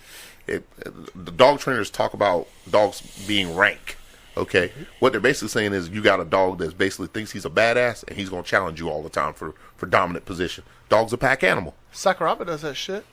Right. Yeah. In a way. No, is that but she doesn't take it to the level that what I'm talking about. Well, but it's minor levels. But sometimes I've noticed she'll stare at me and it's no big deal. Like she's just looking at me because she's does he have food? But every now and then that bitch will look at me like. and I look at her. I think she's being sweet. And I go, oh, we fucking doing this. stare at each other, and she'll look at me. And after a minute, she'll. Right. But I knew. I was like, you were fucking with me. But Well, even when it comes to a dog like my dog, I don't have a very high drive dog. Right. He was originally a rescue. American Bulldog. We're assuming. But even with him, like he's the most loving dog that I've ever been able to do bite work with, and even he will challenge on occasion. Now it might be an occasion, every 2 to 3 years, but something will happen to where he presents me with that challenge. Yeah. And when that happens, you have to react faster and harder than the dog does, because if you give him that chance to grab a hold of you, you've almost certainly lost. Almost certainly lost. But let me take his. I'm gonna argue with you. What about that girl that got killed by her two pit? If they were pit bulls. I'm sorry. I already know this story. They might not even be pit bulls, by the way. That's just the media says everything's a pit bull. Could be Everything's a pit bull. But let's say they were. Let's give the devil its due. And it is a they pit were bull. eating her. Technically, Yeah. is So what what? they- Yeah, What they ate happened her. there? They ate her. Huh? What happened there? Without more information, I can't give you a valid answer. Well, I think she had Can you taken a imagine a job. scenario that would probably be a plausible one? I could imagine a ton of scenarios that were plausible. Well, are you familiar with the situation? I absolutely am. I study every dog bite fatality, especially related to pit bulls, that I can come across. All right. So just her leaving them with her dad for extended period of time and only seeing them. It says Maybe she was once a coming week. over. It says she was coming over. The article I read, like 3 or 4 times a week to take the dogs on walks. Here, I'll give you a better And example. things like there's that. too many question marks with that situation. I'll give you a much better example because there's a lot less question marks. I don't know if you guys remember, but about a year ago, we had 2 pit bull attacks here locally, one in Spartanburg and one in Greenville. The one in Greenville, police officer ended up shooting a dog on the porch because it mauled like 3 people in the neighborhood over in Poe Mill. Okay. And the second one was a girl was murdered or killed, and I won't say murder because a dog can't murder you, but a girl was killed by her own pit bull in Spartanburg, and the dog bit her in the back of the skull and killed her. Do you remember that case? Not particularly. Okay. The girl, I'm going to take the Spartanburg case because everybody that knew that girl and knew that dog said the dog was going to kill her eventually. He was going to kill somebody. Okay. The boyfriend said, I begged her to put that dog to sleep. The dog was vicious. Her parents said, we all told her that dog needed to be put down. The dog was vicious. Okay. Her friends were like, we all begged her to get rid of the dog. So what does that tell you? She had a bad dog, or it was too much dog for her. Okay. What do you mean by bad dog? Because that kind of goes into what he said. You can have a dog. I had a bad dog. Okay. I had a dog that the first 6 weeks that I owned this animal, he spent the whole 6 weeks trying to kill me. Okay. He tried to kill me. He tried to kill Liz. He tried to kill my son. He actually did rip a hole in Spencer's shirt one day while Spencer was trying to feed him. How old was the dog?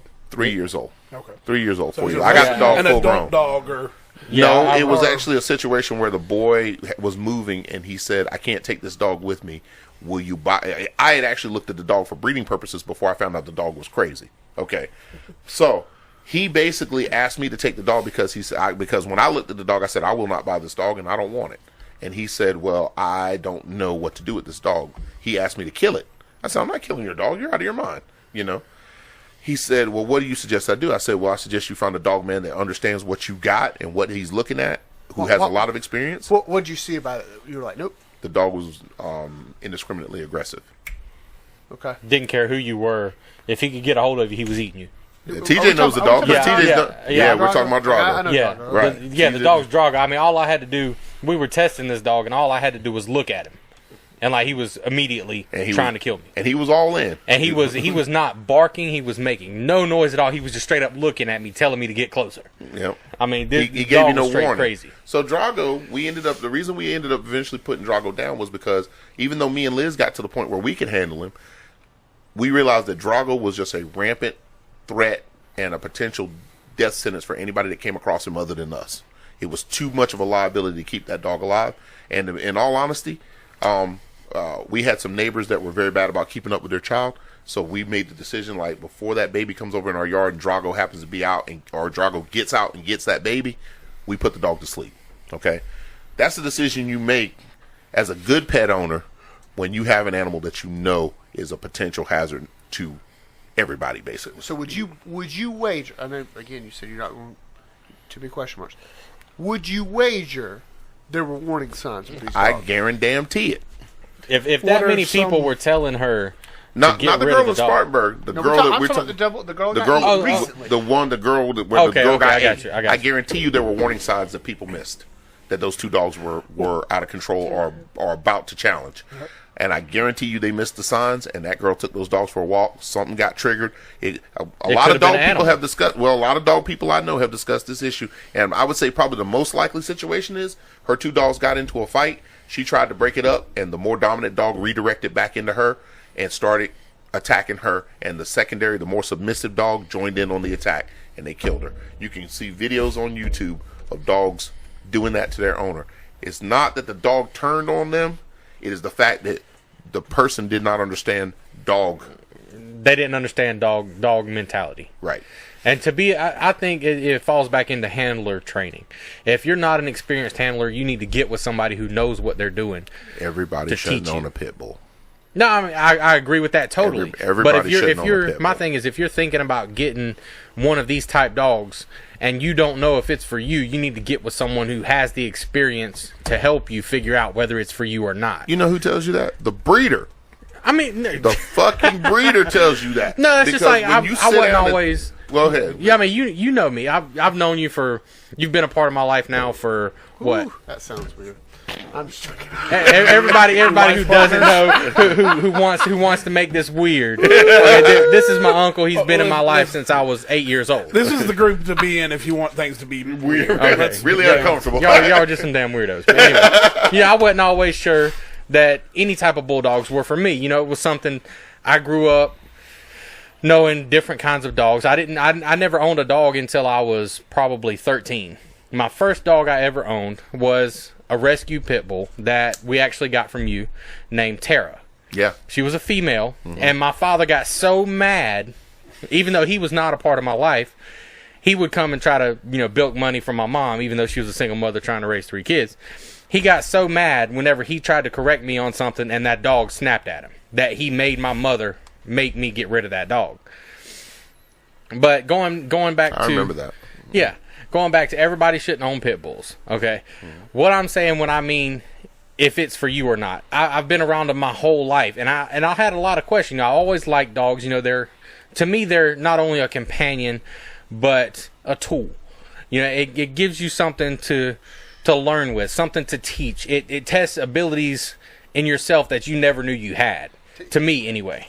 So to know whether or not a pit bull is for you, you need to speak with someone who has the experience to help you. And I'm not talking about hearing this from a breeder when you go to buy one. No, at that point you've already made up your mind, and you don't care about someone's opinion who may be able to save your life. My thing is, if you're thinking about getting a dog, especially from a breeder, a good breeder, if 9 times out of 10 people that are going to a breeder are wanting papered dogs, okay? If you're going to get a papered pit bull, you need to speak with someone who has known dogs and handled dogs and can help you decide whether that should be your decision. Yeah, I'm not saying that you have to take their opinion. I'm not saying that you need to, do your own thing or, figure this out when you get to a breeder. That's not what I'm saying, because if you do, like we were just talking about, if you make that decision and you get too much dog, or you inherently, like you were talking about, get a bad dog, you have the potential to lose your life. Okay, getting a dog is not something you make a snap decision on, and it's not something that you only live with for 6 months until you get tired of it. People don't look No. at it that way. Dogs But are see, Christmas I'm presents saying this is the way I look at for it. 2-3 weeks, and then you get rid of it. TJ, why do Yeah. you look at it that way? I look at it this way because just the way I grew up. I never, whenever you came into my life, I was 8 years old. I had no other male figure to learn from. And part of, 90% of the time that I spent with you as a child was around bulldogs. I remember when I was a kid rolling around on the floor with these quote unquote dangerous dogs. Killer playing. dogs. Killer dogs playing. I would roll around on the floor with these puppies, with these full grown dogs, with chew toys and playing, and I never once got bit on a serious level. Like, they would nibble, and Yeah, puppies they gonna be might puppies. nibble on my finger, when I had a chew toy or whatever. Right. But I never once got bit by any of these dogs. Unless it was on purpose with equipment on. Right. You were training. Yeah, But- during training. But Yeah, that's why I say that. You've This hit is the a nail on the companion. head, though. You've hit the nail, and it's not just pit bulls. It's any breed of dog that has enough size and power to do you in. Now, if you look at dog bite fatalities, two groups of people are almost always the victims of a dog bite fatalities: children, old people. Why? They're too weak to defend themselves. Okay, a child is looking right in a dog's eye. So when you have a dog, a pit bull, I went hunting this morning, 60-pound pit bull catching 200-pound hog. So you know if a 60-pound dog will catch a 200-pound wild pig, you know what he's gonna do for you as a human being. He's gonna fuck you up. Okay, so Smith, you're a good sized man, powerful man, 6'2", 6'1", 6'2". Powerful. Okay, all right. You're a little bit taller Now, than that. without that pistol, if you and Sakuraba go at it, you may kill her, she but gonna you're tear me going up. to the hospital. Oh yeah. Or Yeah, you may go to the morgue depending on where she hit you. I'm gonna feel it. Oh, you're going to feel it. That's the understatement of the year. Oh, you gonna feel it as soon as she makes that decision to hit you for whatever reason. I mean, just about any dog, especially large breed, could if they want. You're absolutely right. But if you stop and think about it, pound for pound, any dog will kill a human being, pound for pound. Now, but you look at what we tolerate in the small breeds. Chihuahuas are the nastiest breed of dog ever created by man, but we tolerate it because they're too small to rip your heart out. They're too small to do lethal damage. But if you let a Chihuahua get around your kids going to end up bleeding. Yeah. Unless that dog is really well trained or really well bred. Now, Because people don't discipline small dogs. people don't discipline their kids. This goes Yeah. back. This goes So- back to handler and parenting, Right. That we've all Which hit is- on, and which what I is just why really I hit on. said, if you got a good breeder, a breeder will tell you when you're not the right fit for their breed. German Shepherd, it doesn't matter. If people come to me and they say, I want a pit bull, first question I ask them, have you ever owned a large breed dog? No. Even when they say yes, what breed was it? Oh, I had a Labrador Retriever. Okay. Now, can I say something here about Labrador Retrievers? Yeah. I have noticed over the past, I guess you could say, 5-6 years, and it's probably been longer than that, but hearing about bad breeding in labs that have caused them to become more aggressive towards people. Mm-hmm. And I agree that's probably, again, bad parenting in children that may be causing the dog harm and it may be defending itself, or bad owners who don't discipline their dogs or their children. You know, but I have noticed that a lot of it stays out of the media and off of the internet for the most part, because this is what you would call a family-oriented breed. It's supposed to be. Because a lab is a bird dog. A pit bull is a fighter. Yeah, exactly. So it sounds better on the news to say your fighting dog got out of control and killed 3 people. Exactly. I'm saying I have It's noticed different. that. Huh? And then your bird dog. Then your bird dog, yeah, I right? have Same noticed. as your Right. shotgun versus an AR-15. Oh, it's Shotgun's the hunting. difference between your 5-shot 38 versus shooting your intruder with an AR-15, Yeah. right? 5-shot 38, people be like, oh well, okay, I understand. You know, AR-15 with the Mattis attachment with the scope, with the Does he have double a mag. full- right? With the double mag, scope? you know, That's yeah, impressive. that's exactly what it is. So if you want inflammatory shit, say like dog bites man, that's no big deal. Man bites dog, that's the leading story. Pit bull bites man, oh my God, it'll be on the nightly news nationwide. Okay, and so now what you have, and I've said this before, the pit bull is to the dog breed what the AR-15 is the guns. Fundamentally, if you own a pit bull, you're automatically carte blanche dangerous. Carte blanche dangerous. Yeah. That plus the fact that the breed is used as a ego stroker for a lot of young people who want that street cred, want respect. Now, I'm not talking about any particular race of people. I see this across the board. yeah. There's a lot of stupid people with pit bulls. The It's pit like bull has people who become a get by disposable big old breed. trucks. Well, Oh yeah, hang them little metal nuts off the my head. girlfriend says her brother used to say all the time, if you got a big jacked up truck, he'd be like, sorry about your penis, bro. Yeah. So I mean, Compensating? yeah, compensating much, but flash the car. pit bull is not the breed for everybody. But What's the second question you have? well, Sorry. I guess the follow-up was, what are some of the warning signs that you've talked about that they're going to try and take over? But also, so how do you recognize those, and what do you do, or what can you do to prevent the dog from turning or whatever? Prevention is always better than dealing with a problem after it's developed. Right. So the first thing is, if you have a powerful breed, I don't give a shit what breed it is. If you have a powerful breed, obedience train that son of a bitch. Okay? You think a spoiled child is bad? Get a spoiled pit bull. You got problems. Because a spoiled child's going to, run up your credit card bill and order shit on Netflix he shouldn't have ordered. Your spoiled pit bull is going to eat up your furniture and chew a hole through your wall, or chase the neighbor's kid down the street, or eat your neighbor's cat in front of your neighbor. Now, I can give you an example that not every time is preventable.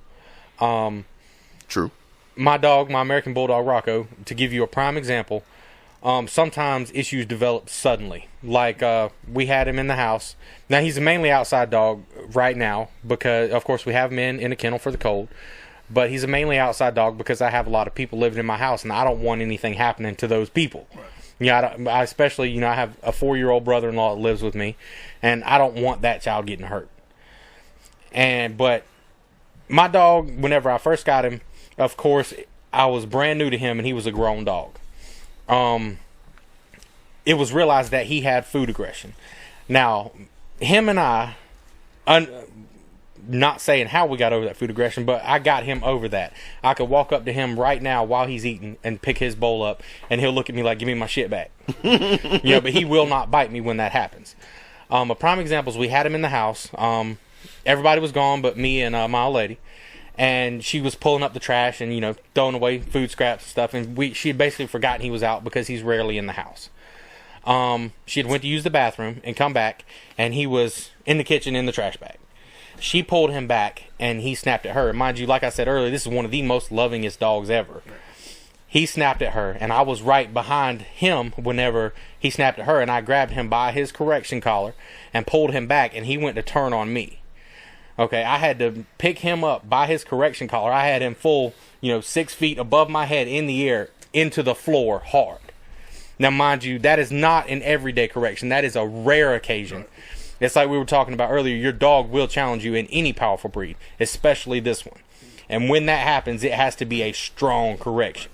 Well, yeah, my brother had a dog. And that was an issue that we had gotten over, but because it had come up suddenly, and my old lady had originally tried to correct him, and as we've touched on that, either he'll listen to her, but he don't like to. Right. Well, yeah, that is something that goes back to her. He was dating a girl. She had a German Shepherd Husky mix, and I think there was a third part in there. And sweet dog, well-behaved dog. I mean, one of the sweetest dogs I've ever met. Mm-hmm. But apparently, at one point, because she was older, but an alpha, but they had 6 dogs at the time because they rescued some and whatnot. And she was so good when they're outside. He'd come out there, all the dogs rush to him, for attention. She'd actually sit off to the side, let him pet and love on all the other dogs, wait her turn. And then she'd force her way in past all the other dogs to get her loving, Mm-hmm. So that's how, sweet of a dog she was and well-behaved. At one point, she growled at him for something. And he slugged her as hard as he could in the top of the head. He told his girlfriend at the time, if she ever does that again, we're taking her and putting her down. Just because he's like, his belief is, dog starts turning on you or growling, showing you the signs. He was just like, not going to take any chances. If she wasn't such a well-behaved dog, he's like, we'd do it now. And because he had no idea why she was growling at him. I can't remember the circumstances. And it goes back into saying 15 years ago. Going back into saying something about the handler. And innately with any big breed, with any powerful breed, you're going to have issues eventually. I'm not saying it's going to be next week or next year. You're going to have an issue eventually to where they need that correction. It doesn't matter how much obedience they have. I feel like it doesn't matter how much obedience they have or how much training they have. Eventually, if that is a strong breed, you're going to get that challenge and you have to act accordingly. I don't agree with that. I agree that you have a lot of powerful breeds that will challenge. But there's certain breeds that are known for it, like Rotties. Mm-hmm. But even in Rotties, it's known that the males tend to have that personality trait where they will challenge. No, I'm not saying all dogs. I'm saying in any breed, you have that one or two that will challenge you. Oh, yeah, that I agree with. Yeah, that's what I'm saying. In any breed, you're going to have you will have, but that's that one asshole that's that's what Jay said. Dogs are individuals. So you might have a breed that's known for being very compliant with people, but you might get that one that's just a dickhead. Yeah. And then that's the one you got a problem with. But with breeds all the breeds I've always had were always the breeds that people were terrified of. I grew up with Chow Chows. After we had Chows, I wanted a dog that was more conducive to doing the German working dog sport. So I got into Rottweilers. I started looking at Rottweilers. When I got into Rottweilers, Rottweilers were the big thing. They were the pit bull of their day. Okay, here's the problem with any breed ever, especially the working breeds. When your breed, if you are a fan of a breed of dog, when the only people that have that breed of dog are true enthusiasts of that breed, people that love the breed for what the breed is known for, you have no problems with those dogs. When Dobermans were back in the 70s, what was the show? Magnum P.I. 2 Dobermans. Zeus and Apollo. Zeus and Apollo. I'm sorry, I'm not that old, y'all. I'm not that old. It's way before your time. You never watched Magnum P.I. Take the bottle out your mouth. Dude, Tom Selleck's mustache? Dude, I'm only 26. Classic mustache. I'm only Matter of fact, I 26. think Jay Smith's got Tom Selleck's mustache right now. I'm working on it. Yeah, he's got that 70s porn That mustache. 70s porn mustache, right? No, But wow, Magnum wow. P.I., the best thing about that show was those 2 damn dogs. They were incredibly well trained. The movie that I saw as a child that made me want to start training dogs was a movie called Those Amazing Dobermans with Fred Astaire. And Fred Astaire was a guy who had like 7 Dobermans, and he had them trained, and he had like a little control box that would emit ultrasonic sound to tell the dogs what he wanted them to do. Well, some people found out that these dogs were that well trained, and they stole the box, and they used the dogs to rob a bank. Okay? What? That was the whole premise of the movie. But it amazed me that these Dobermans were so well trained. They had these Dobermans walking across planks that were like that wide. They had them climbing ladders. They had them going across catwalks. I was like, I didn't know a dog could do any of this shit. Well, guess what? Most people don't know what a dog is capable of because most people don't ever take the time to spend time with their dogs. I've had so many people tell me, why do you do all this crap with your dogs? Why don't you just let them be dogs? Here's my answer to that. My dogs, I got a dog right now that's back home. It's probably on his last days. Okay, that dog is 13 years old. Me and that dog have hunted deer together. We've hunted hogs together. We have trained all over the country together. I have trained him to do all kinds of crazy crap. He has never let me down. That has been my boy for 13 years. Goes back to companionship. Goes back to the bond. But when other people who own pet dogs tell me, well, that's over the top, I don't understand why you would do that. Well, let's compare. My dogs knew if they saw me walk past the kennels with my training bag, they knew it was on. If I call them, they will jump in the truck to load up because they know it was on. We're going to go do something and fuck somebody up. Love it. They love it. They live for it. Okay? Your pet dog sits at home, sits on your couch, shits, and maybe gets to stick his dick in something and eats a lot. You're telling me your dog has a better life than my dog has? You're out of your damn mind. Do you think your dog wants to be sitting in the house on the couch bored? If you got a big 80, 90-pound Rottweiler, that dog was bred to herd cattle. Yep, right. He was bred to drive cattle. He was bred to catch bad guys. Your bull mastiff was bred to catch poachers in the forest. Do you think he wants to be sitting in your backyard looking at every dumbass walk by, picking at him through the fence? No, he wants to be out there whooping ass. There was while we're talking about this, there was a story I ran across the other day scrolling through videos. It was an old story about these people down in Argentina that had a dogo. Yeah. Okay, and basically what it is this dog had been very well trained, very protective of the family, of the property. Well, the 2 little girls, I think they were like 8 and 10. Were out playing and they were going to pick I think it was pears, right? Well, of course, in Argentina they got all kind of crazy, big cats and things like that. Well, the little girl, she knew, I think it was a 10-year-old, she knew that the best pears were at the top of the tree. She goes to climb up this tree, gets about halfway up, and there's a damn puma laying on a branch, right? She jumps down, starts hauling ass, right? And as her and her sister are hauling ass back across the short field to the house, here comes this damn dogo. Now, mind you, this puma almost killed this dogo, but the dogo killed the puma before it could kill him. Mm-hmm. That's what, to me, that in itself shows what a bond and what kind of work you put into a dog, what you will get out. Here's one step further than that. I'll take it one step further. Wouldn't have mattered if the dogo had died. The girls lived. Exactly. That's what I'm saying. The girls lived. That's what I'm saying. Was willing to give his life. Yes. Doing what he was bred to do, Exactly. which was to protect those children. Exactly. Well, and how many stories like Arizona, New Mexico, kid gets lost in the desert, and they're found, the dog's laying on top of the kid. Oh, it happens a lot. It's it happens just a lot. Yeah. The protective instinct that dogs have for man. To me, a dog will always be the Robin- best animal ever. Yeah, I mean, remember I told you that the bond really got good with me and Robbo when I started taking her on patrols. Yeah. Walks. Remember I had that conversation? Yeah, It I was remember like that. we were good doing well, but when I started taking her on walks and she knew, it was like she knew her job was to warn me about anything coming near us. It was like she just knew it. The- She wouldn't bark though, she would just look at it, you know.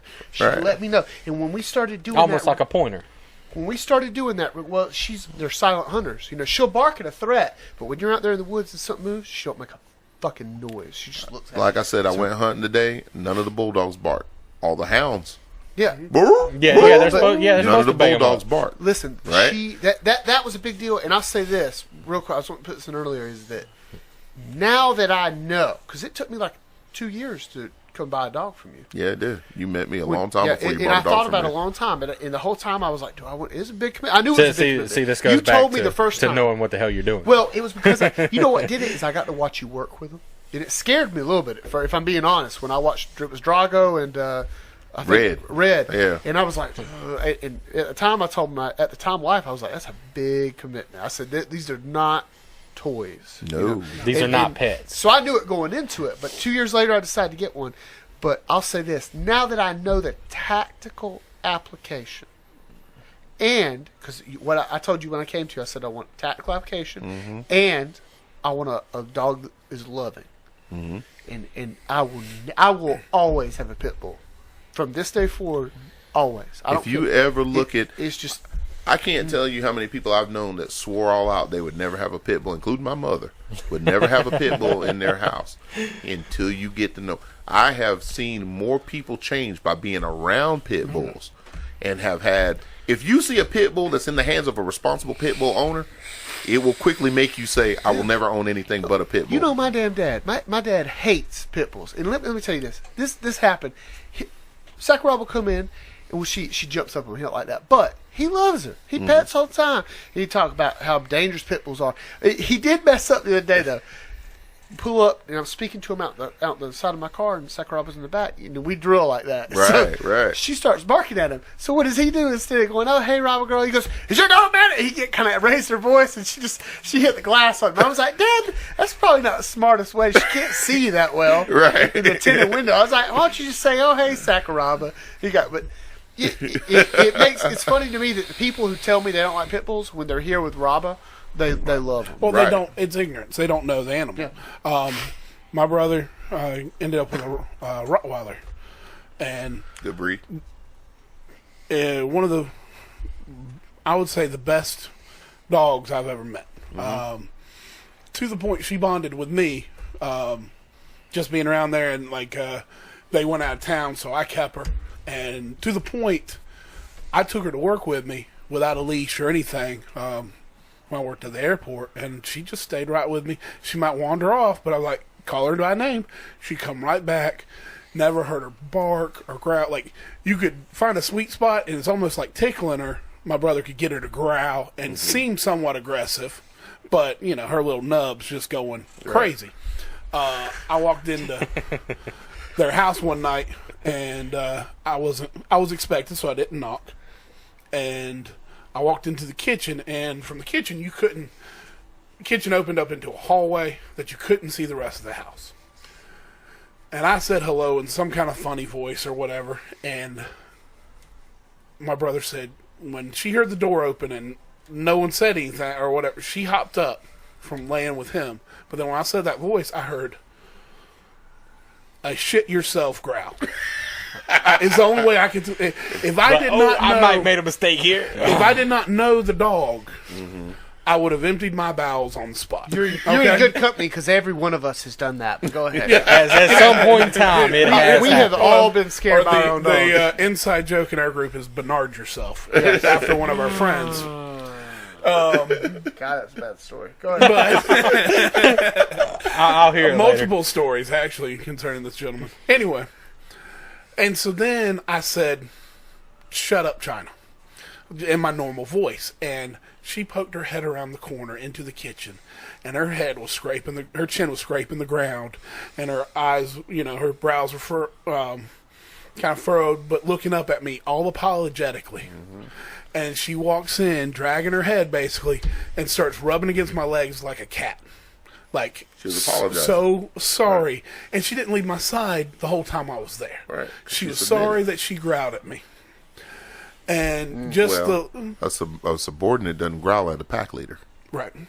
And that was funny because the dog ended up, like, my sister-in-law had her before my brother ever met her. And then she gave it away at one point because she couldn't handle it. But then, after my brother got with her, and it was actually her children's father who had the dog, liked my brother so much, knew my brother fell in love with his dog once he met her, he gave the dog to my brother. And she instantly bonded with my brother. And to the point of, he goes to bed, she's in the bed with him, under the covers, head on the pillow, and he's got his arm around her till he goes to sleep. Then she gets up and makes her rounds to check on the children. And you better not have the kids' doors closed, because she's got to get in there and check on them. Right. And then she makes her rounds and whatnot. And then she bonded with me. And I was the only person who, if she was laying with my brother, she'd get up to come to me. But that's it. And so I think she treated me and my brother pretty much as equals. At one point, my sister-in-law was joking around and slapped my brother on the back in play. She kind of gave a little bit of a growl, like, I don't like that, you know? And they thought it was funny, because all my sister-in-law had to do was raise her hand, and she just, like, yeah, I wouldn't do that. You really don't want to play with a dog like that. Yeah, well, and it wasn't, there was no meanness to it. It was just a little growl, like, I don't want to do that. That's where we come into that bad situation we were talking about earlier. That's one of them cues you need to look out for, because that one time you think you might be playing, that dog, like we were talking about, has its own personality. It may take that the wrong way, and you may catch it on a bad day, and it just eats your ass alive. Maybe. I mean, but in the situation, she was never aggressive or whatever. They actually called me over, and so I started doing it just to see if she'd and she didn't care. I mean, I was slapping my brother on the back as hard as I could. She never blinked an eye. Robin, it doesn't matter who's fighting who. Robin always attacks me. Like if I'm, well, it doesn't matter if Ashlyn's attacking me. It's like Robin will help her. Right. If I'm Girl attacking, power. If I'm attacking Ashlyn, Hashtag girl power. Yeah, if I'm attacking Ashlyn, Sakuraba will help her. It don't matter. If Chloe, Sakuraba is on my side until a girl attacks me, and then let's get him. Came up, but you know, because she sees it just like we were talking about. They were pack animals. You know, she sees it as, okay, it's time to get the leader. Yeah, you know, everybody else is beating up the leader. She knows. I swear that dog. She knows if she bites me too hard playing. If she bites me too hard, she'll self-correct. She'll. I don't even have to make a noise. If I kind of like flinch, she'll. I'm sorry. And I mean, they are so intelligent. Well, and my brother's Rottweiler was a lot like that, because you could get her and kind of like slap them back and forth, and she'd get where she'd kind of bite, but never hard. But if she got to where she was a little too hard, you'd be like, all right, enough, or down. She'd immediately lay down, roll on her back, give you her belly, and let you just love on her. And, you know, that's the reason, you know, getting to know that dog is why I want a Rottweiler. Roddy's a fantastic breed. And in a lot of ways, the Rotties and the Pit Bulls have a lot of similarities. They're both really just basically little mastiffs, really. But but every breed is different. Like I've trained herders, I've trained shepherds, I've trained Malinois, Dutchies, but I'm more of a Molossus combat dog, gladiator dog type guy. I like I was in love with the concept of Cane Corso until I found out that there's only like one guy in the country with any that are worth a shit, you know. But with the beauty of the pit bull is if you know what you're looking for, you can find good pit bulls in about any ghetto in America. You know, you can find the most fantastic pit bulls in some raunchiest, crack-filled Sanford and Son junkyard backyards. But you better know what you're looking at. Especially. You got to have the eye to be able to know whether that's a good dog and the guy just don't know what he has. Especially with all the backyard breeding and throwaway type dog situations we got now. Well, and what you have is, okay, let me see. No, I don't want to tell that story. Okay. You can have people who are breeding dogs And you guys have probably all heard this. Have you ever heard somebody say, well, of course, I'm breeding Rottweilers. My Rottweilers will protect you because it's a Rottweiler. Right? Now, you guys have hung around me enough to know, is that bullshit? Oh, that's complete bullshit. Okay. Because if you're not testing that show theory- me. Exactly. I don't give a damn if your dog has a thing that says Rottweiler of the year. But if that rascal, if I damn crack a whip and he's backing up, I'm not buying nothing from you. Did you see that slow motion whip crack in the video? No, I missed that. I'm going to have to watch it I'm gonna show again. you again. I'm going to have to watch it All again. right. Finish the story. We gotta wrap it up. Yeah. I was gonna say let's go around the table. Say something controversial. Go ahead. Something controversial. Go ahead. Uh-oh. You really want me to? No, I mean, it's you, not me. It's you. Oprah for president. Oh my Ooh. God! Ooh. What you got? Alabama football's overrated. I don't think that's controversial, but okay. Alabama SEC just happens to be the greatest know. team alive. See, that is controversial. Someone told I'm me not even. Tide. I'm not even a You're sports Clemson fan. That's what I was saying. I was heard I was supposed to say Roll Tide to you. I don't. Yeah, I'm not a football fan. But Roll I'm Tide. not a Roll football damn fan Tide. either. go ahead. Next Jamie. year, What you Leslie. got? Next year is What you all got? It's always next year. It's okay. No, you could be real dangerous with this if you want. You could. Ooh. Oh, I know what I want you to I don't know. I could say a whole lot of things. say something. Say something that'll be like, what? Say something that'll make people check the color on the monitor. That's terrible. Damn, Luke, that's controversial in itself. I'm not gonna go that controversial. I probably got some people checking the color on the I monitor. just want to say I do not endorse anything that the gentleman Right, yeah, we're on my not far really a left part of says. this. I'm glad you put that far left in there. Differentiated. I Yeah. got What you, is TJ. something controversial? So it is time to end it because here comes brownies. Oh, we got the brownie lady. Thank you. Oh, look, y'all done been in them. These are homemade. You didn't even have mix. You just made them. Oh, okay. AG's badass in the kitchen. She Though. is badass. And, that's not why have you controversial, Not put though. a ring on that finger. Is No, what I'm here's one controversial for Luke and Smith. Pistol caliber carbines are a superior home defense weapon. Wait, what now? Pistol caliber carbines are a superior home defense I weapon. agree. I can go with that. That's not. You got to come up with something else. Come on, bro. Well, Come on. the reason Come why at I me, say it's bro. controversial is because if you ever listen to most gun guys, I'm not going to have a rifle in a pistol caliber. If I'm going to have a rifle, it's going to be in a rifle caliber. I personally find a pistol caliber carbine to be a very useful tool I within agree. its parameters. Yeah. That don't count. You wanted me to really go over the top and say Over something the like- top. Yeah. So- Over the top. He went safe with that one. Yeah, This- I was playing this. The Drake Trump house- 2020. There you go. Trump 2020. That's not controversial either. Fire. That's not controversial here. But he did it. They're gonna be checking the color now. Oh man. I'm gonna say, in light of recent argument, because I've been in some online debate. I'm Oh gonna my say, Lord, yes. I'm gonna say, you as an individual should be allowed to fail so bad at life that you starve to death. You should be allowed to. That is very controversial. Yeah, I agree. That is very controversial. But I think that I think we should also take all the warning labels off of everything.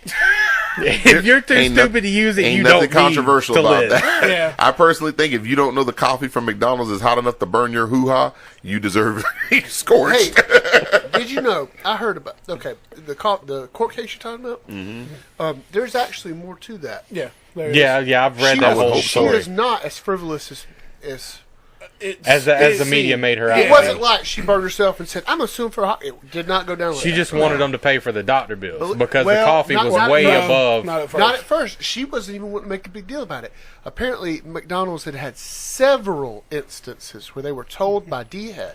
It was like excessively hot. hot. Really? It Yeah, wasn't. it was bordering on like 300 degrees. Yeah, it wasn't no joking hot. It was way too damn hot. She had third-degree burns on her private areas. Really? On her Third-degree thighs. burns. Yeah. Yeah. It was bad. But So- you're also stupid for putting it in your lap, taking the top off, and trying Yeah, to but- put your sugar and stuff in it while you're driving. But she But- didn't try to sue. She knew Right. that she thought that it was stupid her suing for it.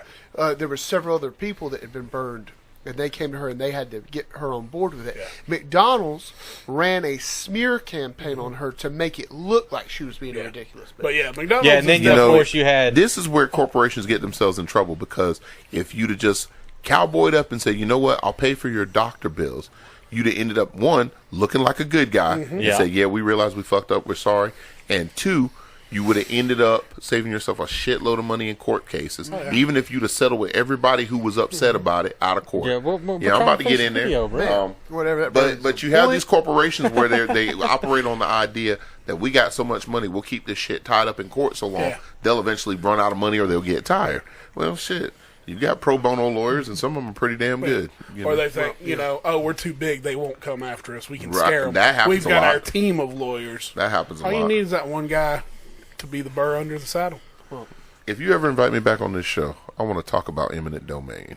Okay. One of my pet peeves. Eminent domain pisses me off.